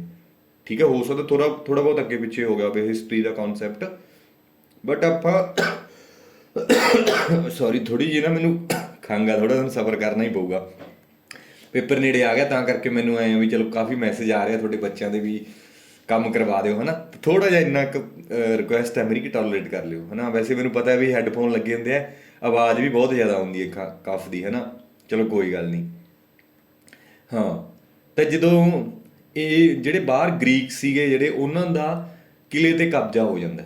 ਤਾਂ ਇਹ ਦੇਖੋ, ਦੇਖਣ ਦੇ ਵਿੱਚ ਘੋੜਾ ਸੀ ਜਿਹੜਾ, appears to be legitimate programme, ਦੇਖਣ ਦੇ ਵਿੱਚ ਵਧੀਆ ਲੱਗਦਾ ਸੀ, ਪਰ ਇਹਨੇ ਐਕਸ਼ਨ, ਜਦੋਂ ਹੀ ਇਹਨੂੰ ਸਮਾਂ ਮਿਲਿਆ ਇਹਨੇ ਐਕਸ਼ਨ ਪਰਫਾਰਮ ਕੀਤਾ। ਤਾਂ ਆਪਾਂ ਕੀ ਕਹਿ ਸਕਦੇ ਹਾਂ, Trojan horse. Trojan horse same concept computer ਦੇ ਵਿੱਚ ਇੰਪਲੀਮੈਂਟ ਕੀਤਾ ਗਿਆ। ਇੱਕ ਸੌਫਟਵੇਅਰ ਬਣਾਇਆ ਗਿਆ ਜਿਹੜਾ ਦੇਖਣ ਨੂੰ ਐਂ ਲੱਗੇ ਵੀ ਵਧੀਆ ਸੌਫਟਵੇਅਰ ਹੈ, ਪਰ ਜਦੋਂ ਹੀ ਉਹਨੂੰ ਮੌਕਾ ਮਿਲਦਾ ਸੀ ਉਹ ਵਾਇਰਸ ਫੈਲਾ ਦਿੰਦਾ ਸੀ ਪੂਰੇ ਕੰਪਿਊਟਰ ਦੇ ਵਿੱਚ। ਤਾਂ ਆਪਾਂ ਕਹਿ ਸਕਦੇ ਹਾਂ Trojan horse is it appears to be a legitimate program but perform its require or intended function when certain conditions are met। ਜਦੋਂ ਉਹ ਕੰਡੀਸ਼ਨਾਂ ਪੂਰੀਆਂ ਹੁੰਦੀਆਂ ਨੇ ਨਾਲ ਦੀ ਨਾਲ ਹੀ ਇਹ ਕੀ ਹੋ ਜਾਂਦਾ ਹੈ, ਵਾਇਰਸ ਫੈਲ ਜਾਂਦਾ ਕੰਪਿਊਟਰ ਦੇ ਵਿੱਚ। ਤਾਂ ਟਰੋਜਨ ਹਾਰਸ ਵੀ ਇੱਕ ਮਾਲਵੇਅਰ ਹੈ, ਆਪਾਂ ਯਾਦ ਰੱਖਣਾ ਹੈ। ਤਾਂ ਹੁਣ ਇਹ ਸ਼ਿਫਟ ਕਰਦਾ, shifting from one computer to another without the interaction. ਆਪਾਂ ਕਿਹਾ ਸੀਗਾ ਵੀ ਜਿਹੜਾ ਵਰਮ ਹੈ ਇਹਨੂੰ no need the host file to travel, ਇਹਨੂੰ ਹੋਸਟ ਫਾਈਲ ਨਹੀਂ ਚਾਹੀਦੀ, ਇਹਨੂੰ ਚਾਹੀਦੀ ਹੈ। ਤਾਂ ਜਿਹੜਾ ਇੱਥੇ ਕਿਹਾ ਸੀ ਵਿਦਆਊਟ ਦੀ ਯੂਜ਼ਰ ਇੰਟਰੈਕਸ਼ਨ, ਤਾਂ ਫਿਰ ਇੱਥੇ ਆਨਸਰ ਕੀ ਹੋ ਜਾਊਗਾ ਆਪਣੇ ਕੋਲੇ, ਵਰਮ ਹੋ ਜਾਊਗਾ। ਇਹ ਆਨਸਰ ਹੈ। ਜੇ ਕਹਿੰਦਾ ਵਿਦ ਦੀ ਯੂਜ਼ਰ ਇੰਟਰੈਕਸ਼ਨ ਫਿਰ ਵਾਇਰਸ ਹੋਣਾ ਸੀ। ਟਰੋਜਨ ਤਾਂ ਹੈ ਨਹੀਂ, ਇਹ ਬੂਟ ਸੈਕਟਰ ਵਾਇਰਸ ਹੁੰਦਾ ਉਹ ਵੀ ਨਹੀਂ ਹੈ। ਲੌਜਿਕ ਬੌਂਬ ਵੀ ਦੱਸ ਦਿੰਦਾ, ਜਿੱਥੇ ਲੌਜਿਕ ਬੌਂਬ ਵੀ ਇੱਕ ਮਲੀਸ਼ੀਅਸ ਸੌਫਟਵੇਅਰ ਹੁੰਦਾ ਜਿੱਥੇ ਕੋਈ ਲੌਜਿਕ ਮੈਟ ਕਰਦਾ, ਜਿਵੇਂ 3+4 ਦੱਬੇ ਕੋਈ ਬੰਦਾ, ਤਾਂ ਉੱਥੇ ਨਾਲ ਦੀ ਨਾਲ ਇਹ ਸੌਫਟ ਕੋਡ ਚੱਲ ਜੂਗਾ। ਜੇ ਇਹੀ ਲੌਜਿਕ ਬੌਂਬ ਟਾਈਮ ਦੇ ਨਾਲ ਚੱਲਦਾ, ਯਾਨੀ ਕਿ 5:03 ਦੇ ਚੱਲੇ, ਤਾਂ ਫਿਰ ਇਹ ਟਾਈਮ ਬੌਂਬ ਹੋ ਜਾਊਗਾ। ਠੀਕ ਹੈ, ਇਹ ਵੀ ਮਲੀਸ਼ੀਅਸ ਸੌਫਟਵੇਅਰ ਹੀ ਹੁੰਦੇ ਨੇ। ਕਈ ਵਾਰੀ ਇਹ ਪੁੱਛ ਲੈਂਦਾ ਕਿ ਵਿਚ of the following is not computer security related term, ਤਾਂ ਲੌਜਿਕ ਬੌਂਬ ਤੇ ਟਾਈਮ ਬੌਂਬ ਇਹ ਕੰਪਿਊਟਰ ਸਿਕਿਉਰਿਟੀ ਰਿਲੇਟਡ ਟਰਮਾਂ ਹੈਗੀਆਂ ਨੇ, ਕਿਉਂਕਿ ਲੌਜਿਕ ਬੌਂਬ ਹੁੰਦਾ ਜਿੱਥੇ ਕੋਈ ਲੌਜਿਕ ਮੈਟ ਕਰ ਗਿਆ। ਮੰਨ ਲਓ ਉਹਨੇ ਪਾਤਾ 6+7, ਆਪਾਂ ਲਿਖਤਾ ਜੀ 7 ਤੇ 6 ਕਿੰਨੇ ਹੁੰਦੇ ਨੇ 13, ਤੇ ਲੱਗਿਆ ਹੋਇਆ 11 ਤੇ। ਜੇ 6+7 ਕੋਈ ਆਨਸਰ 11 ਦੇ ਦੂਗਾ ਤਾਂ ਉੱਥੇ ਵਾਇਰਸ ਆ ਜਾਊਗਾ। ਤਾਂ ਇਹ ਲੌਜਿਕ ਬੌਂਬ, ਗੱਲ ਸਮਝ ਲੱਗੀ। ਬਟ ਇਹਦਾ ਆਨਸਰ ਆਪਣੇ ਕੋਲੇ A ਹੈ। ਇਹਦੇ ਨਾਲ ਦਾ ਹੀ ਕੁਐਸਚਨ ਹੈ, ਹੁਣ ਆਪਾਂ ਦੇਖਦੇ ਹਾਂ ਚੌਥਾ ਕੁਐਸਚਨ ਹੈ, A ਜਾਂ an dash is a computer program that spreads by inserting copies of itself. ਕਹਿੰਦਾ ਸਪਰੈਡ ਕਰਦਾ ਆਪਣੇ ਆਪ ਨੂੰ, ਕੀ ਕਰਕੇ, ਇਨਸਰਟਿੰਗ ਕਾਪੀਜ਼ ਆਫ ਇਟਸੈਲਫ, ਆਪਣੀਆਂ ਕਾਪੀਜ਼ ਨੂੰ ਕਹਿੰਦੇ ਵੀ ਸਪਰੈਡ ਕਰਦਾ ਇਨਸਰਟ ਕਰਕੇ into another executable code or document. ਤਾਂ ਇਹ ਇੱਥੇ ਉਹੀ ਗੱਲ ਹੋ ਗਈ ਵੀ ਇਹ ਕਿਸੇ ਦੂਜੀ ਚੀਜ਼ ਦੇ ਨਾਲ ਜਾਂਦਾ, ਸਪਰੈਡ ਕਰਦਾ ਆਪਣੇ ਆਪ ਨੂੰ ਕਿਸੇ ਹੋਰ ਕੋਡ ਦੇ ਵਿੱਚ ਕਾਪੀ ਕਰਕੇ। ਤਾਂ ਇਹ ਆਪਾਂ ਨੂੰ ਪਤਾ ਲੱਗ ਗਿਆ ਆਪਰੇਟਿੰਗ ਸਿਸਟਮ ਨਹੀਂ ਹੈਗਾ, ਫਾਇਰਵਾਲ ਨਹੀਂ ਹੈਗਾ, ਐਂਟੀਵਾਇਰਸ ਕੀ ਕੰਮ ਕਰਦਾ, ਐਂਟੀਵਾਇਰਸ ਤਾਂ ਵਾਇਰਸਾਂ ਨੂੰ ਕੱਢਦਾ ਹੈ, ਆਪਾਂ ਨੂੰ ਪਤਾ ਹੈ। ਆਪਰੇਟਿੰਗ ਸਿਸਟਮ ਹੈ ਸਿਸਟਮ ਸੌਫਟਵੇਅਰ ਜਿਹੜਾ ਕੰਪਿਊਟਰ ਨੂੰ ਚਲਾਉਂਦਾ ਹੈ, ਤੇ ਫਾਇਰਵਾਲ ਹੈ ਜਿਹੜਾ ਅਨਆਥੋਰਾਈਜ਼ਡ ਐਕਸੈਸ ਨੂੰ ਰੋਕਦਾ ਹੈ। ਤਾਂ ਕੰਪਿਊਟਰ ਵਾਇਰਸ ਹੋ ਗਿਆ। ਤਾਂ ਉਹੀ ਗੱਲ ਹੋ ਗਈ, ਜਿਹੜਾ ਵਰਮ ਹੈ ਉਹਨੂੰ ਕੋਈ ਹੋਸਟ ਫਾਈਲ ਨਹੀਂ ਚਾਹੀਦੀ, ਇਹਨੂੰ ਹੋਸਟ ਫਾਈਲ ਚਾਹੀਦੀ ਹੈ। ਇਹ ਆਪਣੀਆਂ ਕਾਪੀ ਇਨਸਰਟ ਕਰਦਾ ਹੈ ਹੋਰ ਕਿਸੇ ਐਗਜ਼ੀਕਿਊਟੇਬਲ ਕੋਡ ਦੇ ਵਿੱਚ। ਤੇ ਇਹਦਾ ਫਿਰ ਆਨਸਰ ਕਿਹੜਾ ਹੋ ਗਿਆ, B ਆਨਸਰ ਹੋ ਗਿਆ। ਯਾਦ ਰੱਖਣਾ, ਬਹੁਤ ਵਧੀਆ ਕੁਐਸਚਨ ਹੈ ਨਾ ਦੋਨੇ ਹੀ। ਆਹ ਦੇਖੋ ਪਟਵਾਰੀ ਦਾ ਕੁਐਸਚਨ ਹੈ, ਮੈਂ ਤੁਹਾਨੂੰ ਦੱਸਿਆ ਸੀ ਫਾਇਰਵਾਲ ਤੇ ਬੜੇ ਕੁਐਸਚਨ ਪੁੱਛਦਾ ਉਹ। Which of the following is a key function of a firewall. ਕੀ ਫਾਇਰਵਾਲ ਡਿਲੀਟ ਕਰਦਾ, ਨਹੀਂ ਕਰਦਾ, ਕਾਪੀ ਵੀ ਨਹੀਂ ਕਰਦਾ, ਮੂਵ ਵੀ ਨਹੀਂ ਕਰਦਾ, ਮੋਨੀਟਰ ਕਰਦਾ। ਜਾਂ ਤਾਂ ਮੋਨੀਟਰਿੰਗ ਆਨਸਰ ਹੋ ਸਕਦਾ ਹੈ, ਜਾਂ ਅਨਾਲਿਸਿਸ ਹੋ ਸਕਦਾ ਹੈ, ਜਾਂ ਟ੍ਰੈਫਿਕ ਫਿਲਟਰਿੰਗ ਵੀ ਹੋ ਸਕਦਾ ਹੈ, ਜਾਂ ਟੂ ਪ੍ਰੀਵੈਂਟ ਅਨਆਥੋਰਾਈਜ਼ਡ ਐਕਸੈਸ। ਜਿਵੇਂ ਹੁਣੀ ਆਪਾਂ ਕੀਤੀਆਂ ਇਹ ਦੋਨੇ ਡਾਇਗਰਾਮਾਂ ਬਾਰੇ ਮੈਂ ਤੁਹਾਨੂੰ ਦੱਸ ਚੁੱਕਿਆ, ਇਹ ਆਨਸਰ ਹੈ। ਠੀਕ ਆ, ਅਗਲਾ ਕੁਐਸਚਨ ਕਹਿੰਦਾ mobile phone can be infected with. Mobile phone ਕਿਹਦੇ ਨਾਲ ਇਨਫੈਕਟ ਹੋ ਸਕਦੇ ਨੇ? ਕੀ ਵਰਮ ਆ ਸਕਦੇ ਹੈ ਮੋਬਾਈਲ ਫੋਨ ਦੇ ਵਿੱਚ? ਟਰੋਜਨ ਹਾਰਸ ਵੀ ਆ ਸਕਦੇ ਹੈ, ਬਿਲਕੁਲ ਆ ਸਕਦੇ ਹੈ। ਟਰੋਜਨ ਹਾਰਸ ਹੁਣ ਇੱਥੇ ਘੋੜਾ ਨਹੀਂ ਹੈਗਾ ਜਿਹੜਾ ਮੈਂ ਤੁਹਾਨੂੰ ਸਟੋਰੀ ਸੁਣਾਈ ਹੈ, ਇੱਥੇ ਇਹ ਟਰੋਜਨ ਹਾਰਸ ਦਾ ਕਨਸੈਪਟ ਯੂਜ਼ ਕੀਤਾ ਇਹਨੇ ਸੌਫਟਵੇਅਰ ਦੇ ਵਿੱਚ, ਕਿ ਉਹ ਵਾਲਾ ਕਨਸੈਪਟ ਵੀ ਉਹਨਾਂ ਚੀਜ਼ ਉਹ ਲੱਗਦੀ ਸਹੀ ਹੈ ਸਾਨੂੰ, appears to be legitimate program, but malicious activity perform ਕਰ ਦਿੰਦਾ ਜਦੋਂ ਉਹਨੂੰ ਪ੍ਰੋਪਰ ਸਮਾਂ ਮਿਲਦਾ। ਤਾਂ ਵਰਮ ਵੀ ਇੱਕ ਤਰ੍ਹਾਂ ਦਾ ਵਾਇਰਸ ਹੈ, ਬਟ ਇਹ ਕੀ ਕਰਦਾ, ਰਿਸੋਰਸ ਨੂੰ ਈਟ ਕਰਦਾ। ਤਾਂ ਇਹ ਦੋਨੋਂ ਹੀ ਹੋ ਸਕਦੇ ਨੇ। ਤਾਂ ਇਹਦਾ ਆਨਸਰ ਫਿਰ D ਆਨਸਰ ਹੈ, ਬੋਥ 1 and 2। ਅਗਲਾ ਕੁਐਸਚਨ ਹੈ ਕੰਪਿਊਟਰ ਵਾਇਰਸ ਇਜ਼ ਏ, ਕਹਿੰਦਾ ਕੰਪਿਊਟਰ ਵਾਇਰਸ ਕੀ ਹੈ? Software that save computer from being damaged. ਕਹਿੰਦਾ ਉਹ ਵਾਲਾ ਸੌਫਟਵੇਅਰ ਜਿਹੜਾ ਕੰਪਿਊਟਰ ਨੂੰ ਡੈਮੇਜ ਹੋਣ ਤੋਂ ਰੋਕਦਾ। ਨਹੀਂ, ਇਹ ਤਾਂ ਗਲਤ ਹੈ। ਕਿਉਂ? ਕਿਉਂਕਿ ਵਾਇਰਸ ਤਾਂ ਆਪ ਨੁਕਸਾਨ ਪਹੁੰਚਾਉਂਦਾ ਕੰਪਿਊਟਰ ਨੂੰ। ਅਗਲਾ application software that helps to make different types of virus and worm. ਨਹੀਂ, ਐਪਲੀਕੇਸ਼ਨ ਸੌਫਟਵੇਅਰ ਨਹੀਂ ਹੈਗਾ ਇਹ ਜਿਹੜਾ ਕੀ ਕਰਦਾ make different type of virus and worm. ਨਾ, ਜਿਹੜਾ ਕਹਿੰਦਾ ਬਹੁਤ ਸਾਰੇ ਵਾਇਰਸ ਤੇ ਬੌਮ ਬਣਾਉਂਦਾ, ਨਹੀਂ, ਉਹ ਵੀ ਨਹੀਂ ਕੰਮ ਹੈਗਾ। Program that corrects the problem in your computer, ਇਹ ਵੀ ਕੰਮ ਨਹੀਂ ਹੁੰਦਾ ਇਹਦਾ, ਹਨਾ। Program that spreads itself and destroy other program, ਇਹ ਬਿਲਕੁਲ ਠੀਕ ਹੈ। ਵਾਇਰਸ ਦਾ ਕੀ ਕੰਮ ਹੁੰਦਾ? ਦੂਜੇ ਪ੍ਰੋਗਰਾਮਾਂ ਨੂੰ ਖਤਮ ਕਰਨਾ ਤੇ ਆਪਣੇ ਆਪ ਨੂੰ ਸਪਰੈਡ ਕਰਨਾ। ਡੇਟਾ ਡਿਲੀਟ ਕਰਨਾ। ਕਈ ਵਾਰੀ ਇਹ ਜਿਹੜੇ ਬੰਦੇ ਨੇ ਵਾਇਰਸ ਪਾਇਆ ਹੁੰਦਾ ਉਹਨੂੰ ਡੇਟਾ ਵੀ ਕਾਪੀ ਕਰਕੇ ਭੇਜਣ ਲੱਗ ਜਾਂਦਾ, ਤਾਂ ਇਨਫੋਰਮੇਸ਼ਨ ਨੂੰ ਇਹ ਸਟੀਲ ਵੀ ਕਰਦਾ ਹੈ। ਤਾਂ ਫਿਰ ਇਹਦਾ ਕੀ ਆਨਸਰ ਹੈ? ਸੀ ਆਨਸਰ ਹੈ। ਅਗਲਾ ਕੁਐਸਚਨ ਕਹਿੰਦਾ which of the following statements ਨਹੀਂ ਆਉਣਾ ਸੀ, ਸਟੇਟਮੈਂਟ ਆਉਣਾ ਸੀ। Which of the following statement is correct. ਦੇਖੋ ਇੱਥੇ ਤਾਂ ਆਪਾਂ ਸਰਕਲ ਲਾਉਣਾ ਹੀ ਲਾਉਣਾ ਵੀ ਕਰੈਕਟ ਪੁੱਛਿਆ ਕਿ ਇਨਕਰੈਕਟ ਪੁੱਛਿਆ, ਹੈ ਨਾ। ਕਹਿੰਦਾ virus improve the speed of processing information through the computer. ਨਹੀਂ, ਵਾਇਰਸ ਥੋੜੀ ਇੰਪਰੂਵ ਕਰਦਾ ਸਪੀਡ, ਐਂਟੀਵਾਇਰਸ ਕਰਦਾ। ਕਿਉਂਕਿ ਐਂਟੀਵਾਇਰਸ ਦੇ ਨਾਲ ਕੀ ਹੁੰਦਾ, ਐਂਟੀਵਾਇਰਸ ਦੇ ਨਾਲ ਆਪਾਂ ਸਕੈਨ ਕਰ ਦਿੰਦੇ ਹਾਂ, ਵਾਇਰਸ ਨਿਕਲ ਜਾਂਦੇ ਨੇ ਤਾਂ ਸਿਸਟਮ ਦੀ ਸਪੀਡ ਇੰਪਰੂਵ ਹੋ ਜਾਂਦੀ ਹੈ। ਬਟ ਵਾਇਰਸ ਤਾਂ ਸਪੀਡ ਨੂੰ ਸਲੋ ਡਾਊਨ ਕਰਦਾ, ਤਾਂ ਇਹ ਆਨਸਰ ਨਹੀਂ ਹੈਗਾ। Internet does not allow the virus to spread. ਬਿਲਕੁਲ ਗਲਤ ਹੈ। ਇੰਟਰਨੈਟ ਦੇ ਤਾਂ ਬਹੁਤ ਸਾਰੇ ਵਾਇਰਸ ਆਉਂਦੇ ਆ, ਇੰਟਰਨੈਟ ਰੋਕ ਹੀ ਨਹੀਂ ਸਕਦਾ। ਹਾਂ, ਸਿਕਿਉਰਿਟੀ ਮੈਕੈਨਿਜ਼ਮ ਇੰਪਲੀਮੈਂਟ ਕੀਤੇ ਜਾ ਸਕਦੇ ਨੇ ਇੰਟਰਨੈਟ ਤੇ, ਪਰ ਇਹ ਨਹੀਂ ਹੈਗਾ ਵੀ ਇੰਟਰਨੈਟ ਅਲਾਉ ਹੀ ਨਹੀਂ ਕਰਦਾ, ਹੈ ਨਾ। ਅਗਲਾ ਵਾਇਰਸ ਇਜ਼ ਆਪਰੇਟਿੰਗ ਸਿਸਟਮ। ਬਿਲਕੁਲ ਵੀ ਨਹੀਂ ਹੈਗਾ, ਵਾਇਰਸ ਆਪਰੇਟਿੰਗ ਸਿਸਟਮ ਨਹੀਂ ਹੈਗਾ। Virus is A part of software. ਇਹ ਠੀਕ ਹੈ, ਸੀ ਆਨਸਰ ਹੈ। ਵਾਇਰਸ ਜਿਹੜਾ ਹੁੰਦਾ ਉਹ ਸੌਫਟਵੇਅਰ ਦਾ ਹੀ ਪਾਰਟ ਹੁੰਦਾ। ਕਲੀਅਰ ਹੋਈ ਗੱਲ? ਹਾਂ। ਅਗਲਾ files on which of the following devices are not affected by viruses. ਹੇਠ ਲਿਖੇ ਕਿਹੜੇ ਡਿਵਾਈਸ ਦੇ ਵਿੱਚ ਵਾਇਰਸ ਨਹੀਂ ਆਉਂਦਾ? ਨਾਟ ਅਫੈਕਟਡ ਬਾਈ ਆ। ਦੇਖੋ ਇਹਨੂੰ ਆਪਾਂ ਗੋਲਾ ਲਾਵਾਂਗੇ ਕਿਉਂਕਿ ਭੁੱਲ ਨਾ ਜਾਈਏ। ਕਿਹਦੇ 'ਚ ਵਾਇਰਸ ਨਹੀਂ ਆਉਂਦਾ? ਦੇਖ ਮੈਮਰੀ ਕਾਰਡ ਦੇ ਵਿੱਚ ਵਾਇਰਸ ਆਉਂਦਾ ਹੈ, ਹਾਰਡ ਡਿਸਕ ਤੇ ਵੀ ਵਾਇਰਸ ਆਉਂਦਾ ਹੈ। USB ਪੋਰਟ ਜਿੱਥੇ ਅਸੀਂ ਪੈਨ ਡਰਾਈਵ ਲਾਉਂਦੇ ਹਾਂ, ਹੈ ਨਾ, ਜਾਂ ਮੈਮਰੀ ਕਾਰਡ ਲਾਉਂਦੇ ਹਾਂ, ਤਾਂ ਉਹ ਪੈਨ ਡਰਾਈਵ ਦੇ ਵਿੱਚ ਵੀ ਵਾਇਰਸ ਹੁੰਦਾ। ਕਈ ਵਾਰੀ ਪੈਨ ਡਰਾਈਵ ਦੇ ਵਿੱਚ ਵਾਇਰਸ ਹੋਵੇ, ਆਪਾਂ ਸਿਸਟਮ ਦੇ ਨਾਲ ਲਾ ਦਈਏ, ਸਿਸਟਮ 'ਚ ਚਲਿਆ ਜਾਂਦਾ, ਠੀਕ ਹੈ। ਤਾਂ USB ਪੋਰਟ ਤੇ ਆਉਂਦਾ ਹੈ, ਸਿਰਫ ਤੇ ਸਿਰਫ CD-ROM 'ਚ ਨਹੀਂ ਆਉਂਦਾ। ਆਨਸਰ ਡੀ ਹੈ, compact disc read only memory. ਇਹਦੇ ਵਿੱਚ ਵਾਇਰਸ ਕਿਉਂ ਨਹੀਂ ਆਉਂਦਾ? ਕਿਉਂਕਿ ਇਹ ਰੀਡ ਓਨਲੀ ਹੈ, ਇਹਨੂੰ ਅਸੀਂ ਰਾਈਟ ਨਹੀਂ ਕਰ ਸਕਦੇ, ਇਹਨੂੰ ਸਿਰਫ ਰੀਡ ਹੀ ਕਰ ਸਕਦੇ ਹਾਂ, ਤਾਂ ਕਰਕੇ ਇਹਦੇ 'ਚ CD-ROM ਦੇ ਵਿੱਚ ਕੋਈ ਵਾਇਰਸ ਨਹੀਂ ਆਉਂਦਾ। ਯਾਦ ਰੱਖਣੀ ਹੈ ਗੱਲ। ਅਗਲਾ ਕੁਐਸਚਨ ਹੈ which of the following is or not guideline. ਕਹਿੰਦਾ which of the following is ਜਾਂ ਆਰ। ਇਜ਼ ਆਰ ਦਾ ਮਤਲਬ ਹੈ ਇੱਕ ਆਪਸ਼ਨ ਵੀ ਹੋ ਸਕਦੀ ਹੈ, ਦੋਨੋਂ ਵੀ ਆਨਸਰ। ਨਾਟ ਗਾਈਡਲਾਈਨ ਕਹਿੰਦਾ ਹੇਠ ਲਿਖਿਆਂ ਚੋਂ ਕਿਹੜੀ ਗਾਈਡਲਾਈਨ ਨਹੀਂ ਫॉर ਮਿਟੀਗੇਸ਼ਨ। ਮਿਟੀਗੇਸ਼ਨ ਹੁੰਦਾ ਘਟਾਉਣਾ। ਇਹਨੂੰ ਯਾਦ ਰੱਖਣ ਦਾ ਸੌਖਾ ਤਰੀਕਾ, ਮਿਟੀਗੇਸ਼ਨ ਸ਼ਬਦ ਹੁੰਦਾ ਮਿੱਟੀ 'ਚ ਜਦੋਂ ਕੋਈ ਚੀਜ਼ ਮਿਲਾ ਦਈਏ ਉਹਦਾ ਅਸਰ ਘਟ ਜਾਂਦਾ ਹੈ। ਮਿਟੀਗੇਸ਼ਨ ਦਾ ਮਤਲਬ ਹੁੰਦਾ ਟੂ ਮੇਕ ਲੈਸ ਹਾਰਮਫੁਲ। ਜੇ ਹੁਣ ਆਪਣੇ ਕੋਲੇ ਖੰਡ ਹੈ, ਉਹਨੂੰ ਮਿੱਟੀ 'ਚ ਮਿਲਾ ਦਾਂਗੇ, ਖੰਡ ਦਾ ਅਸਰ ਘਟ ਜੂਗਾ, ਹੈ ਨਾ। ਸੋ ਮਿਟੀਗੇਸ਼ਨ ਮਤਲਬ ਹੁੰਦਾ ਘਟਾਉਣਾ। Not guideline for mitigation against mobile application and operating system attack. ਦੇਖੋ ਜਿਹੜੇ ਕਹਿੰਦਾ ਆਪਰੇਟਿੰਗ ਸਿਸਟਮ ਤੇ ਅਟੈਕ ਹੁੰਦੇ ਨੇ ਜਾਂ ਮੋਬਾਈਲ ਐਪਲੀਕੇਸ਼ਨ ਹੁੰਦੀਆਂ ਨੇ, ਹੇਠ ਲਿਖੀਆਂ ਕਿਹੜੀਆਂ ਗਾਈਡਲਾਈਨ ਨਹੀਂ ਹੈਗੀਆਂ? ਕਹਿੰਦਾ never install application from trusted source. ਕੀ ਇਹ ਗਾਈਡਲਾਈਨ ਹੈਗੀ ਹੈ? ਇਹ ਤਾਂ ਹੈਗੀ ਆ ਕਿ ਨਹੀਂ ਹੈਗੀ? Never install application from trusted source. ਤਾਂ ਜੇ ਆਪਾਂ ਨੂੰ ਕੋਈ ਬੰਦਾ ਕਹਿ ਦੇ ਵੀ ਤੁਸੀਂ ਟਰਸਟਡ ਸੋਰਸ ਤੋਂ ਐਪਲੀਕੇਸ਼ਨਾਂ ਨਹੀਂ ਇੰਸਟਾਲ ਕਰਨੀਆਂ, ਤਾਂ ਫਿਰ ਹੋਰ ਅਸੀਂ ਕਿੱਥੋਂ ਕਰਾਂਗੇ? ਜਿਹੜੇ ਇੱਥੇ ਟਰਸਟ ਨਹੀਂ ਹੈਗਾ ਉੱਥੋਂ ਕਰਾਂਗੇ। ਤਾਂ ਇਹ ਗੱਲ ਠੀਕ ਹੋ ਗਈ ਕਿ ਗਲਤ ਹੋ ਗਈ? ਪਹਿਲਾਂ ਤਾਂ ਕੁਐਸਚਨ ਧਿਆਨ ਨਾਲ ਸਮਝਣਾ। ਇਹ ਕੁਐਸਚਨ ਤੁਸੀਂ ਪਤਾ ਹੁੰਦੇ ਹੋਏ ਵੀ ਆਪਾਂ ਗਲਤ ਕਰਾਂਗੇ, ਠੀਕ ਹੈ। ਅਗਲਾ ਹੈਗਾ upgrade the operating system to its latest version. ਇਹ ਤਾਂ ਹੈਗੀ ਆ, ਇਹ ਤਾਂ ਗਾਈਡਲਾਈਨ ਹੈਗੀ ਆ ਵੀ ਤੁਸੀਂ ਅਪਗ੍ਰੇਡ ਕਰੋ ਆਪਰੇਟਿੰਗ ਸਿਸਟਮ ਨੂੰ, ਤੇ ਆਹ ਨਹੀਂ ਹੈਗੀ ਉੱਪਰ ਵਾਲੀ never install application from trusted source. ਇਹ ਨਹੀਂ ਹੈਗੀ, ਆਹ ਗਾਈਡਲਾਈਨ ਹੈਗੀ ਹੈ। ਬਟ ਹੁਣ ਆਨਸਰ ਕੀ ਪੁੱਛਿਆ ਉਹਨੇ ਇਹ ਪੁੱਛਿਆ ਵੀ ਕਿਹੜੀ ਗਾਈਡਲਾਈਨ ਨਹੀਂ, ਵਿਚ of the following is not guideline. ਤਾਂ ਫਿਰ ਆਨਸਰ 1 ਹੀ ਹੈ ਨਾ, this is not A guideline. ਤਾਂ ਓਨਲੀ 1 ਬੀ ਲੱਗਦਾ ਮੈਨੂੰ ਤਾਂ। ਸੋ ਬੀ ਹੀ ਆਨਸਰ ਹੈ, ਠੀਕ ਹੈ। ਧਿਆਨ ਨਾਲ ਆਨਸਰ ਦੇਣਾ ਹੈ। ਤੇ ਜੇ ਉਹ ਪੁੱਛ ਲੈਂਦਾ which of the following is guideline, not ਨਾ ਹੁੰਦਾ, ਫਿਰ ਆਨਸਰ ਕੀ ਹੋ ਜਾਣਾ ਸੀ? ਫਿਰ 2 ਹੋ ਜਾਣਾ ਸੀ, ਤਾਂ ਆਨਸਰ ਸੀ ਹੋ ਜਾਣਾ ਸੀ, ਓਨਲੀ 2, ਠੀਕ ਹੈ। ਯਾਦ ਰੱਖਣਾ ਹੈ।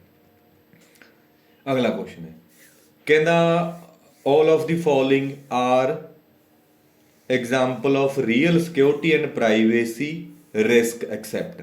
ਕਹਿੰਦਾ ਹੇਠ ਲਿਖਿਆਂ ਦੇ ਵਿੱਚੋਂ ਸਾਰੇ ਹੀ ਕਹਿੰਦਾ ਰੀਅਲ ਸਿਕਿਉਰਿਟੀ ਤੇ ਪ੍ਰਾਈਵੇਸੀ ਦੀਆਂ ਐਗਜ਼ਾਮਪਲਸ ਨੇ ਐਕਸੈਪਟ ਇੱਕ ਨੂੰ ਛੱਡ ਕੇ। ਕਹਿੰਦਾ real security and privacy risk ਨੇ। ਕਹਿੰਦਾ ਜਿਵੇਂ ਹੈਕਰ ਤਾਂ ਹੈਗੇ ਨੇ, ਹੈਕਰਾਂ ਨੇ ਹੈਕ ਕਰ ਲੈਣਾ, ਸਾਡਾ ਡੇਟਾ ਚੋਰੀ ਕਰ ਲੈਣਾ, ਇਹ ਵੀ ਰਿਸਕ ਹੈ ਨਾ ਸਿਕਿਉਰਿਟੀ ਤੇ ਪ੍ਰਾਈਵੇਸੀ ਦਾ। ਵਾਇਰਸ ਵੀ ਰਿਸਕ ਹੈ।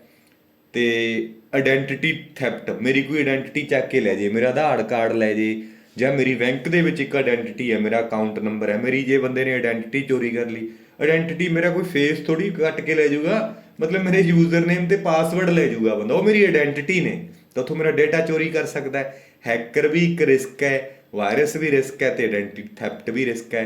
ਸਪੈਮ ਹੈ ਜਿਹੜਾ, ਇਹ ਆਨਸਰ ਹੈ ਇਹਦਾ। ਸਪੈਮ ਹੁਣ ਕੀ ਹੁੰਦਾ ਮੈਂ ਤੁਹਾਨੂੰ ਦੱਸਦਾ ਅੱਗੇ। ਆਨਸਰ ਇਹਦਾ ਬੀ ਹੈ, ਸਪੈਮ। ਸਪੈਮ ਮੇਲ ਹੁੰਦੀ ਹੈ ਇੱਕ, ਸਪੈਮ ਮੇਲ, ਜੰਕ ਮੇਲ, ਅਨਸੋਲੀਸਿਟਡ ਮੇਲ। ਤਾਂ ਤੁਸੀਂ ਈਮੇਲ ਵਾਲੇ ਚੈਪਟਰ ਦੇ ਵਿੱਚ ਦੇਖਿਆ ਹੋਣਾ, ਇਹ ਮੈਂ ਚੀਜ਼ ਕਰਾਈ ਹੋਈ ਹੈ, ਸਪੈਮ ਮੇਲ, ਜੰਕ ਮੇਲ ਤੇ ਅਨਸੋਲੀਸਿਟਡ ਮੇਲ। ਇਹ ਹੁੰਦਾ ਕੀ ਹੈ? ਹੁਣ ਕੀ ਹੁੰਦਾ, ਬਹੁਤ ਸਾਰੇ ਤਰੀਕੇ ਨੇ ਹੈਕਰਾਂ ਦੇ, ਅਟੈਕਰਾਂ ਦੇ ਅਟੈਕ ਕਰਨ ਦੇ। ਉਹ ਮੇਲ ਕਰ ਦਿੰਦੇ ਨੇ ਬਲਕ ਦੇ ਵਿੱਚ ਲੋਕਾਂ ਨੂੰ, ਕਹਿ ਦਿੰਦੇ ਨੇ ਜੀ ਕੋਈ ਕੁੜੀ ਐਜ਼ ਏ ਕੋਈ ਲੜਕੀ ਦੀ ਤਰ੍ਹਾਂ ਮੇਲ ਕਰ ਦਿੰਦੇ ਨੇ। ਉਹ ਕਹਿੰਦੇ ਨੇ ਵੀ ਮੈਂ ਪੂਜਾ ਹੂੰ, ਪ੍ਰਿया ਹੂੰ, ਹੈ ਨਾ, ਕੋਈ ਜੋ ਵੀ ਨਾਮ XYZ, ਮੈਂ ਵੀ ਆਪਸੇ ਬਾਤ ਕਰਨਾ ਚਾਹਤੀ ਹੂੰ, ਤੇ ਤੁਸੀਂ ਮੈਨੂੰ ਇਸ ਨੰਬਰ ਤੇ ਆਹ ਵਾਲੀ ਐਪਲੀਕੇਸ਼ਨ ਇੰਸਟਾਲ ਕਰੋ, ਇੱਥੇ ਮੈਂ ਤੁਹਾਡੇ ਨਾਲ ਗੱਲ ਕਰ ਸਕਦੀ ਹਾਂ ਨਾ, ਵੀ ਮੈਂ ਤੜਫ ਰਹੀ ਹੂੰ ਆਪਸੇ ਬਾਤ ਕਰਨੇ ਕੇ ਲਈ। ਤਾਂ ਉਹ ਬਲਕ ਦੇ ਵਿੱਚ ਮੇਲ ਕੀਤੀਆਂ ਜਾਂਦੀਆਂ ਨੇ 1 ਲੱਖ 2 ਲੱਖ ਬੰਦਿਆਂ ਨੂੰ। ਕੋਈ ਬੰਦਾ ਵਿਚਾਰਾ ਜਿਹੜਾ ਬੜਾ ਤੜਪ ਰਿਹਾ ਹੁੰਦਾ ਤੇ ਉਹ ਮੇਲ ਕਰ ਦਿੰਦਾ। ਮੇਲ ਕੀ ਕਰ ਦਿੰਦਾ, ਉਹ ਤੇ ਕਲਿੱਕ ਕਰ ਦਿੰਦਾ, ਤਾਂ ਉਹਦੇ ਨਾਲ ਉਹਦੇ ਸਿਸਟਮ ਦੇ ਵਿੱਚ ਵਾਇਰਸ ਚੱਲ ਜਾਂਦਾ, ਤਾਂ ਉਸ ਨੂੰ ਜੰਕ ਮੇਲ ਜਾਂ ਅਨਸੋਲੀਸਿਟਡ ਮੇਲ ਕਿਹਾ ਜਾਂਦਾ, ਹੈ ਨਾ। ਤਾਂ ਉਹ ਮੇਲ ਦੇ 3 ਕ੍ਰਾਈਟੇਰੀਆ ਹੁੰਦੇ ਨੇ। ਕਿਵੇਂ ਪਤਾ ਲੱਗਦਾ ਵੀ ਉਹ ਸਪੈਮ ਮੇਲ ਆ?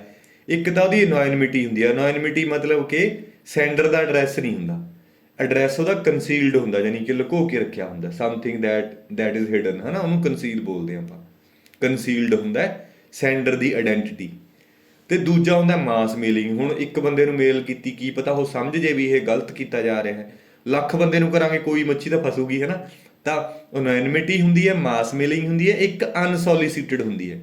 ਅਨਸੋਲੀਸਿਟਡ ਦਾ ਮਤਲਬ ਕਿ ਜਿਹੜਾ ਰਿਸੀਵਰ ਹੁੰਦਾ ਉਹ ਨਹੀਂ ਕਹਿੰਦਾ ਵੀ ਕਿ ਮੈਨੂੰ ਬਈ ਪੂਜਾ ਦਾ ਨੰਬਰ ਭੇਜ ਦਿਓ ਜਾਂ ਮੈਨੂੰ ਪ੍ਰਿਆ ਦਾ ਨੰਬਰ ਭੇਜ ਦਿਓ, ਹੈ ਨਾ, ਜਾਂ ਜੋ ਵੀ XYZ। ਤੁਹਾਡੇ 'ਚ ਕੋਈ ਪੂਜਾ ਪ੍ਰਿਆ ਸੁਣ ਰਿਹਾ ਹੋਵੇ ਤਾਂ ਉਹ ਇਹ ਨਾ ਕਵੇ ਵੀ ਮੇਰਾ ਹੀ ਨਾਮ ਕਿਉਂ ਵਰਤਿਆ ਯਾਰ, ਸੌਖੇ ਜਿਹੇ ਨੇਮ ਨੇ, ਨੇਮ ਲੈਣੇ ਸੌਖੇ ਨੇ, ਠੀਕ ਹੈ। ਸੋ ਅਨਸੋਲੀਸਿਟਡ ਦਾ ਮਤਲਬ ਕਿ ਯੂਜ਼ਰ ਹੈ ਜਿਹੜਾ ਉਹ ਰਿਕੁਐਸਟ ਨਹੀਂ ਭੇਜਦਾ ਕਿ ਮੈਨੂੰ ਮੇਲ ਕਰੋ। ਤਾਂ ਇਹ 3 ਐਕਟੀਵਿਟੀ ਜੇਕਰ ਹੋਣ, ਅਨੋਨਿਮਿਟੀ, ਮਾਸ ਮੇਲਿੰਗ, ਅਨਸੋਲੀਸਿਟਡ, ਤਾਂ ਉਹਨੂੰ ਸਪੈਮ ਈਮੇਲ, ਜੰਕ ਮੇਲ ਜਾਂ ਅਨਸੋਲੀਸਿਟਡ ਮੇਲ ਕਿਹਾ ਜਾਂਦਾ। ਇਹਦੇ ਤੇ ਕੁਐਸਚਨ ਵੀ ਬਹੁਤ ਜ਼ਿਆਦਾ ਪੁੱਛਿਆ ਜਾਂਦਾ ਹੈ ਵੀ ਜਿਹੜੀ ਮਾਸ ਮੇਲਿੰਗ ਉਹਨੂੰ ਕੀ ਬੋਲਦੇ ਆ, ਸਪੈਮ ਮੇਲ। ਧਿਆਨ ਰੱਖਣਾ, ਯਾਦ ਰੱਖਣਾ, ਹੈ ਨਾ। ਤਾਂ ਹੁਣ ਕੀ ਹੈ, ਕੰਪਿਊਟਰ ਦੇ ਵਿੱਚ ਜੀਮੇਲ ਵਾਲਿਆਂ ਨੇ ਕੀ ਕੀਤਾ, ਕਿਵੇਂ ਪਤਾ ਲੱਗੇ ਕਿ ਨਾਰਮਲੀ ਯੂਜ਼ਰ ਦਾ ਜਿਹੜਾ ਇਨਬਾਕਸ ਹੈ, ਜਿਵੇਂ ਆਹ ਦੇਖੋ ਇਨਬਾਕਸ ਦੇ ਵਿੱਚ ਮੇਲ ਪਈਆਂ ਨੇ, ਜਿਹੜਾ ਟੈਕਨੀਕਲ ਬੰਦਾ ਨਹੀਂ ਹੈਗਾ ਉਹ ਤਾਂ ਕਲਿੱਕ ਕਰ ਦੂਗਾ ਜੇ ਉਹਦੇ ਸਾਹਮਣੇ ਜਾਊਗੀ, ਹੈ ਨਾ। ਤਾਂ ਫਿਰ ਜੀਮੇਲ ਨੇ ਕੀ ਕੀਤਾ, ਕਹਿੰਦੇ ਜਿਹੜੀ ਮੇਲ ਇਹ 3 ਕ੍ਰਾਈਟੇਰੀਆ ਦੇ ਵਿੱਚ ਆ ਜੇ ਉਹਨੂੰ ਅਸੀਂ ਕਿਹੜੇ ਫੋਲਡਰ 'ਚ ਪਾਵਾਂਗੇ, ਕਹਿੰਦੇ ਅਸੀਂ ਸਪੈਮ ਫੋਲਡਰ ਦੇ ਵਿੱਚ ਪਾ ਦਾਂਗੇ। ਤਾਂ ਸਪੈਮ ਇੱਕ ਸਾਡੇ ਕੋਲੇ ਰਿਸਕ ਨਹੀਂ ਹੈਗਾ, ਸਪੈਮ ਫੋਲਡਰ ਤਾਂ ਪ੍ਰੋਟੈਕਸ਼ਨ ਹੈ ਸਾਡੀ। ਕਾਹਦੇ ਤੋਂ? ਸਪੈਮ ਈਮੇਲ ਤੋਂ। ਕਿਉਂਕਿ ਸਪੈਮ ਮੇਲ ਤੋਂ ਪ੍ਰੋਟੈਕਸ਼ਨ ਹੈ, ਤਾਂ ਕਰਕੇ ਇਹਦਾ ਨਾਮ ਕੀ ਰੱਖਤਾ, ਸਪੈਮ ਫੋਲਡਰ। ਤਾਂ ਸਪੈਮ ਦੇ ਵਿੱਚ ਪਈ ਹੋਈ ਹਰੇਕ ਮੇਲ ਮਲੀਸ਼ੀਅਸ ਨਹੀਂ ਹੁੰਦੀ। ਕਈ ਵਾਰ ਤੁਸੀਂ ਫਾਰਮ ਭਰਦੇ ਹੋ PPSC UPSC ਜਾਂ B+B ਦਾ, ਤਾਂ ਤੁਸੀਂ ਸਪੈਮ ਫੋਲਡਰ 'ਚ ਜੇ ਕਈ ਵਾਰ ਆਪਾਂ ਨੂੰ ਮੇਲ ਨਾ ਆਵੇ, ਆਪਾਂ ਕਹਿੰਦੇ ਯਾਰ ਸਪੈਮ ਖੋਲ ਕੇ ਦੇਖ ਲਓ, ਤਾਂ ਹਰੇਕ ਸਪੈਮ ਫੋਲਡਰ ਦੇ ਵਿੱਚ ਮੇਲ ਹੈ ਜਿਹੜੀ ਮਲੀਸ਼ੀਅਸ ਨਹੀਂ ਹੁੰਦੀ। ਜੇ ਅਸੀਂ ਇੰਨੇ ਕੁ ਅਵੇਅਰ ਹਾਂ, ਜੇਕਰ ਸਾਨੂੰ ਕਹਿੰਦਾ 5 ਲੱਖ ਤੁਸੀਂ ਜਿੱਤ ਚੁੱਕੇ ਹੋ, ਮੇਲ ਤੇ ਕਲਿੱਕ ਕਰੋ, ਆਪਦਾ ਬੈਂਕ ਨੇਮ ਭਰੋ, ਐਂ ਭਰੋ, ਐਂ ਭਰੋ, ਹੈ ਨਾ, ਫਿਰ ਤਾਂ ਅਸੀਂ ਫਸ ਸਕਦੇ ਹਾਂ। ਜੇ ਸਪੈਮ ਮੇਲ ਦੇ ਵਿੱਚ ਗਈ ਤਾਂ 50% ਰਿਸਕ ਵੈਸੇ ਹੀ ਘਟ ਗਿਆ। ਹਰ ਬੰਦਾ ਸਪੈਮ ਖੋਲਦਾ ਹੀ ਨਹੀਂ ਹੈਗਾ। ਆਪਣੇ ਪੇਰੈਂਟਸ ਨੇ, ਹੁਣ ਉਹਨਾਂ ਨੂੰ ਜਿਹੜੀਆਂ ਇਨਬਾਕਸ ਦੇ ਵਿੱਚ ਸਾਹਮਣੇ ਮੇਲਾਂ ਹੋਣਗੀਆਂ, ਜੇ ਆਪਾਂ ਸਿਖਾਤਾ ਮਾੜਾ ਮੋਟਾ, ਉਹ ਉੱਥੋਂ ਤੱਕ ਹੀ ਜਾਣਗੇ, ਸਪੈਮ ਫੋਲਡਰ ਤੇ ਜਾਣਾ ਹੀ ਨਹੀਂ। ਸਪੈਮ ਉਹੀ ਖੋਲੂਗਾ ਜਿਹਨੂੰ ਮਾੜੀ ਮੋਟੀ ਨੌਲੇਜ ਹੋਊਗੀ। ਤਾਂ ਫਿਰ ਇਸ ਤਰ੍ਹਾਂ ਕਰਕੇ ਆਪਾਂ ਬਚਾ ਸਕਦੇ ਹਾਂ। ਤਾਂ ਫਿਰ ਸਪੈਮ ਹੈਗਾ ਜਿਹੜਾ, ਇਹਦਾ ਰਾਈਟ ਆਨਸਰ ਹੈ, because this is not a security and privacy risk. Clear ਹੋਈ ਗੱਲ? ਘੈਂਟ ਕੁਐਸਚਨ ਨੇ ਨਾ ਇਹਦੇ। ਹਾਂ, ਅਗਲਾ ਕੁਐਸਚਨ ਹੈ, ਕਹਿੰਦਾ in cyber security circles an acronym CIA sum up of the major way in which data can be at risk. What is the full form of CIA main objective ਹੁੰਦੇ ਨੇ security ਦੇ, ਕੌਨਫੀਡੈਂਸ਼ੀਅਲਿਟੀ, integrity and availability. ਉਹੀ ਆਪਾਂ ਲਾ ਦਿੰਦੇ ਹਾਂ ਕੌਨਫੀਡੈਂਸ਼ੀਅਲਿਟੀ ਇਹਦੇ 'ਚ ਵੀ ਹੈ, ਇਹਦੇ 'ਚ ਵੀ ਹੈ, ਇਹਦੇ 'ਚ ਵੀ ਹੈ। ਇੰਟੀਗ੍ਰਿਟੀ ਇਹਦੇ 'ਚ ਆ, ਇਹਦੇ 'ਚ ਇੰਟਰਨੈਟ ਆ, ਇਹਦੇ 'ਚ ਇੰਟਰਨੈਟ ਆ, ਇਹਦੇ 'ਚ ਇੰਟੀਗ੍ਰਿਟੀ ਹੈ, ਇਹਦੇ 'ਚ ਵੀ ਕੌਨਫੀਡੈਂਸ਼ੀਅਲਿਟੀ ਹੈ, ਅਵੇਲੇਬਿਲਿਟੀ। ਤਾਂ C ਆਨਸਰ ਹੈ ਇਹਦਾ ਵੀ, ਕੌਨਫੀਡੈਂਸ਼ੀਅਲਿਟੀ, ਇੰਟੀਗ੍ਰਿਟੀ ਤੇ ਅਵੇਲੇਬਿਲਿਟੀ। ਠੀਕ ਹੈ, C ਆਨਸਰ ਹੈ। ਸਿਕਿਉਰਿਟੀ ਦੇ ਗੋਲ ਇਹ ਮੈਂ 3 ਹੀ ਦੱਸ ਦੇਣਾ। ਇੱਕ ਨੌਨ ਰੈਪੂਟੇਸ਼ਨ ਵੀ ਹੁੰਦਾ, ਇੱਕ ਹੋਰ ਹੁੰਦਾ ਨੌਨ ਰੈਪੂਟੇਸ਼ਨ। ਇਹਨਾਂ ਤੇ ਕੁਐਸਚਨ ਪੁੱਛਿਆ ਜਾ ਸਕਦਾ ਵੀ ਇੰਪੋਰਟੈਂਟ ਨੇ ਟਰਮਾਂ। ਕੌਨਫੀਡੈਂਸ਼ੀਅਲਿਟੀ, ਇੰਟੀਗ੍ਰਿਟੀ ਤੇ ਅਵੇਲੇਬਿਲਿਟੀ ਤੇ ਨੌਨ ਰੈਪੂਟੇਸ਼ਨ। ਆਪਾਂ ਚਾਹੁੰਦੇ ਆ ਵੀ ਸਿਸਟਮ ਦੇ ਵਿੱਚ ਡੇਟਾ ਕੁਝ ਕੌਨਫੀਡੈਂਸ਼ੀਅਲ ਹੋਵੇ। ਮੰਨ ਲਓ ਤੁਸੀਂ ਕਿਸੇ ਨੂੰ ਆਈ ਲਵ ਯੂ ਲਿਖਣਾ 143 ਲਿਖਣਾ ਹੈ ਨਾ, ਤਾਂ ਤੁਸੀਂ ਚਾਹੋਗੇ ਵੀ ਯਾਰ ਰਸਤੇ ਦੇ ਵਿੱਚ ਕੋਈ ਵੀ ਸਾਡਾ ਮੈਸੇਜ ਦੇਖ ਨਾ ਪਾਵੇ। ਜਿਹੜੇ ਅਸੀਂ ਇੰਟੈਂਡਡ ਪਰਸਨ ਨੂੰ ਭੇਜਣਾ, ਜਿਹਨੂੰ ਅਸੀਂ ਆਈ ਲਵ ਯੂ ਲਿਖਣਾ ਚਾਹੁੰਦੇ ਆ, ਉਹੀ ਬੰਦਾ ਦੇਖੇ। ਤਾਂ ਉੱਥੇ ਸਾਨੂੰ ਕੌਨਫੀਡੈਂਸ਼ੀਅਲਿਟੀ ਚਾਹੀਦੀ ਹੈ। ਜਿਵੇਂ ਗੌਰਮੈਂਟ ਦੇ ਕੁਝ ਡਾਕੂਮੈਂਟਸ ਹੁੰਦੇ ਨੇ, ਆਪਾਂ ਕਹਿ ਦਿੰਦੇ ਆ ਨਾ ਵੀ ਕੌਨਫੀਡੈਂਸ਼ੀਅਲ ਹੈ। ਕੋਈ ਤੁਹਾਡੇ ਚੋਂ ਬੰਦਾ ਗਵਰਨਮੈਂਟ ਜੌਬ ਕਰਦਾ, ਉਹ ਕਹਿੰਦਾ ਨਹੀਂ ਯਾਰ ਇਹ ਆਮ ਪਬਲਿਕ ਦਾ ਨਹੀਂ, ਕੌਨਫੀਡੈਂਸ਼ੀਅਲ ਹੈ ਨਾ। ਤਾਂ ਕੌਨਫੀਡੈਂਸ਼ੀਅਲਿਟੀ ਮੀਨਸ ਸਪੈਸੀਫਿਕ ਪਰਸਨ ਹੀ ਉਹਨੂੰ ਦੇਖ ਸਕੇ, ਉਹਨੂੰ ਆਪਾਂ ਕੌਨਫੀਡੈਂਸ਼ੀਅਲਿਟੀ ਬੋਲਦੇ ਹਾਂ। ਇੰਟੀਗ੍ਰਿਟੀ, ਮੈਂ ਚਾਹੁੰਦਾ ਕਿ 5000 ਰੁਪਇਆ ਮੇਰੇ ਖਾਤੇ ਦੇ ਵਿੱਚੋਂ ਕਿਸੇ ਦੂਸਰੇ ਬੰਦੇ ਨੂੰ ਟ੍ਰਾਂਸਫਰ ਕਰ ਦਿਓ, ਤਾਂ ਉੱਥੇ ਮੈਂ ਚਾਹੁੰਦਾ ਵੀ ਦੇਖ ਲੈ, ਸਾਰੀ ਦੁਨੀਆ ਦੇਖ ਲੈ, ਕੀ ਫਰਕ ਪੈਂਦਾ। ਬਟ ਇੰਟੀਗ੍ਰਿਟੀ ਰਵੇ, ਚੇਂਜ ਨਾ ਹੋਵੇ। ਇਹ ਨਾ ਹੋਵੇ ਕੋਈ ਬੰਦਾ 5000 ਦੇ ਵਿੱਚੋਂ ਰਸਤੇ ਦੇ ਵਿੱਚੋਂ ਚੇਂਜ ਕਰ ਦੇ ਕਿ 5000 ਦੀ ਥਾਂ ਤੇ 50000 ਰੁਪਇਆ ਕਿਸੇ ਹੋਰ ਆਪਦੇ ਅਕਾਊਂਟ 'ਚ ਟ੍ਰਾਂਸਫਰ ਕਰ ਲਈ। ਤਾਂ ਇੰਟੀਗ੍ਰਿਟੀ ਹੁੰਦੀ ਹੈ ਜਿਹਦੇ ਵਿੱਚ ਡਾਟਾ ਚੇਂਜ ਨਾ ਹੋਵੇ, ਓਰੀਜਨਲੀ ਜੋ ਮੈਂ ਸੈਂਡ ਕੀਤਾ ਉਹੀ ਰਹੇ। ਠੀਕ ਹੈ, ਮੈਂ ਕਿਸੇ ਨੂੰ 143 ਲਿਖ ਰਿਹਾ ਤਾਂ ਉਹ ਥੋੜ੍ਹੀ ਜਾ ਕੇ ਗਾਲਾਂ ਲਿਖ ਦੇ ਤੇ ਮੇਰੇ ਤਾਂ ਕੁੱਟ ਪੈ ਜੂਗੀ ਅਗਲੇ ਤੋਂ, ਹੈ ਨਾ। ਤਾਂ ਇੰਟੀਗ੍ਰਿਟੀ ਹੁੰਦੀ ਆ ਡਾਟਾ ਚੇਂਜ ਨਾ ਹੋਵੇ, ਕੌਨਫੀਡੈਂਸ਼ੀਅਲਿਟੀ ਕਿਸੇ ਨੂੰ ਦਿਖੇ ਨਾ। ਅਵੇਲੇਬਿਲਿਟੀ ਹੁੰਦੀ ਹੈ ਕਿ ਜਿੰਨੀਆਂ ਵੀ ਸਿਕਿਉਰਿਟੀ ਅਸੀਂ ਇੰਪਲੀਮੈਂਟ ਕਰ ਲਈ, ਬਾਅਦ ਦੇ ਵਿੱਚ ਸੌਫਟਵੇਅਰ ਉਹ ਅਵੇਲੇਬਲ ਹੋਵੇ ਆਨਲਾਈਨ। ਇਹ ਨਾ ਹੋਵੇ ਕਿ ਉਹਦੇ ਵਿੱਚ ਸਿਕਿਉਰਿਟੀ ਹੀ ਅਸੀਂ ਇੰਨੇ ਲਾਤੀ, ਅਵੇਲੇਬਿਲਿਟੀ ਨਾ ਹੋਵੇ। ਜਿਵੇਂ ਆਪਣਾ CMN ਨੇ ਪੰਜਾਬ ਦੇ, ਉਹਨਾਂ ਦੀ ਅਵੇਲੇਬਿਲਿਟੀ ਖਤਮ ਹੋ ਜਾਂਦੀ ਹੈ, ਉਹਨਾਂ ਨਾਲ ਸਿਕਿਉਰਿਟੀ ਦਾ ਕਾਫਲਾ ਹੀ ਇੰਨਾ ਹੈ ਕਿ ਤੁਸੀਂ ਮਿਲ ਹੀ ਨਹੀਂ ਸਕਦੇ। ਤਾਂ ਅਵੇਲੇਬਿਲਿਟੀ ਵੀ ਤਾਂ ਹੋਣੀ ਜ਼ਰੂਰੀ ਹੈ, ਸਿਕਿਉਰਿਟੀ ਵੀ ਜ਼ਰੂਰੀ ਹੈ, ਦੋਨੇ ਚੀਜ਼ਾਂ, ਹੈ ਨਾ। ਨੌਨ ਰੈਪੂਟੇਸ਼ਨ ਦਾ ਮੀਨਿੰਗ ਕੀ ਹੁੰਦਾ ਕਿ ਬੰਦਾ ਡਿਨਾਈ ਨਾ ਕਰ ਸਕੇ। ਮੰਨ ਲਓ ਮੈਂ ਆਪਦੇ ਬੈਂਕ ਨੂੰ ਕਿਹਾ ਕਿ 5000 ਰੁਪਇਆ ਮੇਰੇ ਖਾਤੇ 'ਚੋਂ ਕੱਢ ਕੇ ਕਿਸੇ ਪਰਸਨ XYZ ਨੂੰ ਟ੍ਰਾਂਸਫਰ ਕਰਨਾ, ਤਾਂ ਮੈਂ ਬਾਅਦ 'ਚ ਮੁੱਕਰ ਜਾਂ 2 ਦਿਨਾਂ ਬਾਅਦ ਵੀ ਮੈਂ ਤਾਂ ਕਿਹਾ ਹੀ ਨਹੀਂ, ਕਿਸੇ ਨੇ ਹੋਰ ਕਿਹਾ ਸੀ। ਤਾਂ ਉੱਥੇ ਨੌਨ ਰੈਪੂਟੇਸ਼ਨ ਹੈ, ਮੀਨਿੰਗ ਯੂਜ਼ਰ ਹੈ ਜਿਹੜਾ ਉਹ ਡਿਨਾਈ ਨਾ ਕਰੇ ਵੀ ਮੈਂ ਨਹੀਂ ਕਿਹਾ। ਠੀਕ ਹੈ, ਇਹ ਨੌਨ ਰੈਪੂਟੇਸ਼ਨ ਹੁੰਦਾ ਹੈ। ਤਾਂ ਇਹਦਾ C ਆਨਸਰ ਸੀਗਾ। ਅਗਲਾ ਕੁਐਸਚਨ ਹੈ, ਦੇਖੋ ਇਹ ਉਹਦੇ ਨਾਲ ਦਾ ਹੀ ਹੈ। ਕਹਿੰਦਾ which security service prevent either sender or receiver from denying a transmitted message. ਹੁਣ ਤੁਸੀਂ ਬਣਾ ਦੇਖੇ ਲਾ ਦੋਗੇ ਵੀ ਇਹਦਾ ਮਤਲਬ ਕੀ ਹੈ। ਕਹਿੰਦਾ ਕਿਹੜੀ ਸਿਕਿਉਰਿਟੀ ਸਰਵਿਸ ਹੈ ਜਿਹੜੀ ਪ੍ਰੀਵੈਂਟ ਕਰਦੀ ਹੈ ਆਈਦਰ ਸੈਂਡਰ ਔਰ ਰਿਸੀਵਰ ਕਿ ਉਹ ਡਿਨਾਈ ਨਾ ਕਰ ਸਕੇ। ਤਾਂ ਚੁੱਪ ਕਰਕੇ ਲਾ ਦਾਂਗੇ ਨੌਨ ਰੈਪੂਟੇਸ਼ਨ। ਕੌਨਫੀਡੈਂਸ਼ੀਅਲਿਟੀ ਦੇ ਵਿੱਚ ਡਾਟਾ ਕੋਈ ਦੇਖ ਨਹੀਂ ਸਕਦਾ, ਇੰਟੀਗ੍ਰਿਟੀ ਦੇ ਵਿੱਚ ਡਾਟਾ ਚੇਂਜ ਨਹੀਂ ਹੋ ਸਕਦਾ, ਔਥੈਂਟੀਕੇਸ਼ਨ ਹੁੰਦਾ ਹੈ ਵੀ ਮੈਂ ਉਹਦੀ ਆਇਡੈਂਟੀਟੀ ਪ੍ਰੂਫ ਕਰਨੀ ਹੈ। ਔਥੈਂਟੀਕੇਸ਼ਨ ਦੇ ਵਿੱਚ ਔਥੈਂਟਿਸਿਟੀ ਦੇਣੀ ਹੈ, ਮੇਰੇ ਯੂਜ਼ਰ ਨੇਮ ਦੇ ਪਾਸਵਰਡ ਜਿਹੜੇ ਮੈਂ ਟਾਈਪ ਕਰ ਰਿਹਾ ਕਿ ਉਹੀ ਨੇ, ਉਹ ਹੁੰਦਾ ਔਥੈਂਟੀਕੇਸ਼ਨ। ਠੀਕ ਹੈ, ਸੋ ਇਹ ਆਨਸਰ ਹੈ। ਨੌਨ ਰੈਪੂਟੇਸ਼ਨ ਸਕਰੀਨਸ਼ਾਟ ਲੈ ਸਕਦੇ ਹੋ। No party can deny that it sent or received a message via encrypted or digital signature. ਠੀਕ ਹੈ, ਕਲੀਅਰ ਹੋਈ ਗੱਲ। ਅਗਲਾ question, A confidential file needs to be deleted from a workstation. Which is the most effective way to ensure this? ਕਹਿੰਦਾ ਵੀ confidential file ਹੈ ਜਿਹੜੀ ਕਹਿੰਦਾ deleted from a workstation। ਕੀ ਕਰੀਏ? ਕਹਿੰਦਾ ਅਸੀਂ ਰੀਨੇਮ ਦਾ ਫਾਈਲ ਨੂੰ ਰੀਨੇਮ ਕਰ ਦਈਏ, ਫਾਈਲ ਡਿਲੀਟ ਤਾਂ ਨਹੀਂ ਹੋਊਗੀ, ਤਾਂ ਕੰਟੈਂਟ ਤਾਂ ਪਏ ਰਹਿਣਗੇ। ਤਾਂ ਇਹ ਵੀ ਨਹੀਂ। Compress the file and back to tape, ਕਹਿੰਦਾ ਕੰਪਰੈਸ ਮਤਲਬ ਸਾਈਜ਼ ਛੋਟਾ ਕਰ ਦਈਏ ਤੇ ਟੇਪ ਤੇ ਬੈਕਅਪ ਕਰ ਦਈਏ, ਨਹੀਂ, ਇਹ ਵੀ ਗੱਲ ਠੀਕ ਨਹੀਂ। Copy and paste the file into recycle ਬਿਨ ਐਂਡ ਐਮਪਟੀ ਦੀ ਰੀਸਾਈਕਲ ਬਿਨ, ਇਹ ਗੱਲ ਬਿਲਕੁਲ ਠੀਕ ਲੱਗਦੀ ਹੈ। ਡਰੈਗ ਦੀ ਫਾਈਲ ਇਨਟੂ ਰੀਸਾਈਕਲ ਬਿਨ ਐਂਡ ਐਮਪਟੀ ਦਾ ਰੀਸਾਈਕਲ ਬਿਨ, ਠੀਕ ਹੈ, ਇਹ ਵੀ ਗੱਲ ਠੀਕ ਲੱਗਦੀ ਹੈ। ਦੇਖੋ ਦੋਨਾਂ ਦੇ ਵਿੱਚ ਦੇਖੋ ਬੜੀ ਮਤਲਬ ਕਿ ਛੋਟਾ ਜਿਹਾ ਬਰੀਕ ਜਿਹਾ ਪੁਆਇੰਟ ਹੈ। ਜੇ ਆਪਾਂ ਕਾਪੀ ਕਰ ਦਈਏ, ਕਾਪੀ ਕਰ ਲਈਏ ਉਹ ਫਾਈਲ ਤੇ ਪੇਸਟ ਕਰ ਦਈਏ ਰੀਸਾਈਕਲ ਬਿਨ ਦੇ ਵਿੱਚ, ਯਾਨੀ ਕਿ ਕਾਪੀ ਕ੍ਰੀਏਟ ਕਰ ਲਈ, ਜਿੱਥੇ ਓਰੀਜਨਲ ਫਾਈਲ ਪਈ ਸੀ ਉਹ ਤਾਂ ਪਈ ਹੈ ਨਾ, ਉਹਦੀ ਕਾਪੀ ਕ੍ਰੀਏਟ ਕੀਤੀ ਹੈ। ਤਾਂ ਰੀਸਾਈਕਲ ਬਿਨ ਚਾਹੇ ਤੁਸੀਂ ਖਾਲੀ ਵੀ ਕਰਤਾ ਪਰ ਫਾਈਲ ਤਾਂ ਉੱਥੇ ਪਈ ਹੈ ਕਿਉਂਕਿ ਆਪਾਂ ਕਾਪੀ ਕੀਤੀ ਹੈ। ਤਾਂ ਕਰਕੇ ਆਪਸ਼ਨ C ਠੀਕ ਨਹੀਂ ਹੈਗੀ। ਡਾਟਾ ਸਾਡਾ ਕੌਨਫੀਡੈਂਸ਼ੀਅਲ, ਅਸੀਂ ਚਾਹੁੰਦੇ ਹਾਂ ਵੀ ਡਿਲੀਟ ਕਰ ਦਈਏ। ਹੋਰ ਤੁਹਾਨੂੰ ਚੀਜ਼ਾਂ ਦੱਸਦਾ, ਹੋਰ ਤਰੀਕੇ ਨਾਲ ਸਮਝਦੇ ਹਾਂ। ਮੰਨ ਲਓ ਤੁਸੀਂ ਕੈਫੇ ਤੇ ਗਏ, ਕੈਫੇ ਤੇ ਤੁਹਾਡੇ ਸਿਗਨੇਚਰ ਤੇ ਤੁਹਾਡੀ ਫੋਟੋ ਸੀਗੀ, ਤੁਸੀਂ ਫਾਰਮ ਫਿਲ ਕੀਤਾ, ਬਾਅਦ ਦੇ ਵਿੱਚ ਤੁਸੀਂ ਉਹਨੂੰ ਕੀ ਕਰੋਗੇ, ਸਿਗਨੇਚਰਾਂ ਨੂੰ ਡਿਲੀਟ ਕਰਾਂਗੇ। ਤਾਂ ਇਹ ਮੈਂ ਬਹੁਤ ਵਾਰੀ ਦੱਸਦਾ ਹੁੰਦਾ ਤੁਹਾਨੂੰ, ਇੱਕ ਹੁੰਦਾ ਡਿਲੀਟ, ਇੱਕ ਹੁੰਦਾ ਸ਼ਿਫਟ ਡਿਲੀਟ। ਜੇ ਅਸੀਂ ਇਕੱਲਾ ਡਿਲੀਟ ਪ੍ਰੈਸ ਕਰਾਂਗੇ ਤਾਂ ਫਾਈਲ ਜਿੱਥੇ ਪਈ ਆ ਉੱਥੋਂ ਤਾਂ ਡਿਲੀਟ ਹੋ ਜੂਗੀ, ਰੀਸਾਈਕਲ ਬਿਨ ਦੇ ਵਿੱਚ ਚੱਲ ਜੂਗੀ, ਬੰਦਾ ਬਾਅਦ ਦੇ ਵਿੱਚ ਆ ਕੇ ਫਾਈਲ ਨੂੰ ਰਿਕਵਰ ਕਰ ਸਕਦਾ। ਤਾਂ ਰੀਸਾਈਕਲ ਬਿਨ ਵੀ ਐਮਪਟੀ ਕਰ ਦਿਆ ਕਰੋ ਨਾਲ ਨਾਲ, ਨਹੀਂ ਤਾਂ ਸ਼ਿਫਟ ਡਿਲੀਟ ਕਰ ਦਿਓ। ਸ਼ਿਫਟ ਡਿਲੀਟ ਨੇ ਕੀ ਕਰਨਾ, ਫਾਈਲ ਨੂੰ ਪਰਮਾਨੈਂਟਲੀ ਡਿਲੀਟ ਕਰਨਾ ਹੈ। ਡਿਲੀਟ ਨੇ ਟੈਂਪਰੇਰੀ ਡਿਲੀਟ ਕਰਨਾ ਹੈ, ਸ਼ਿਫਟ ਡਿਲੀਟ ਨੇ ਪਰਮਾਨੈਂਟਲੀ ਡਿਲੀਟ ਕਰਨਾ। ਕਲੀਅਰ ਹੋਈ ਗੱਲ।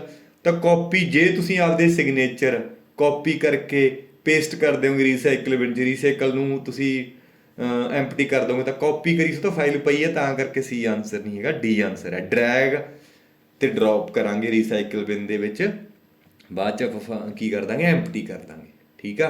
ਤਾਂ ਇਹ ਵੀ ਕੁਐਸਚਨ ਪੁੱਛ ਲਿਆ ਜਾਂਦਾ ਕਈ ਵਾਰੀ ਕਿ ਮੇਲਾਂ ਡਿਲੀਟ ਹੋ ਕੇ ਕਿੱਥੇ ਜਾਂਦੀਆਂ ਨੇ, ਟਰੈਸ਼ ਦੇ ਵਿੱਚ ਜਾਂਦੀਆਂ ਨੇ।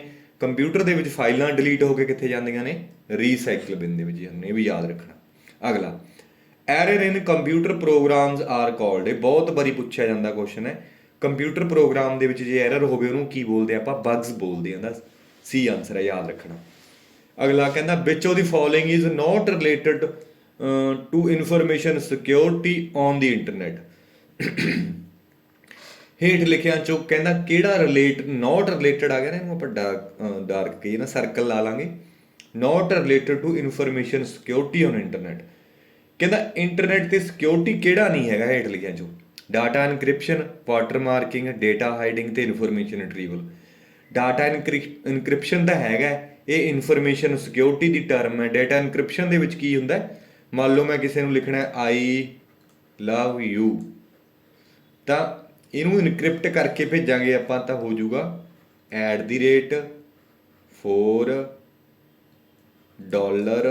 $2 4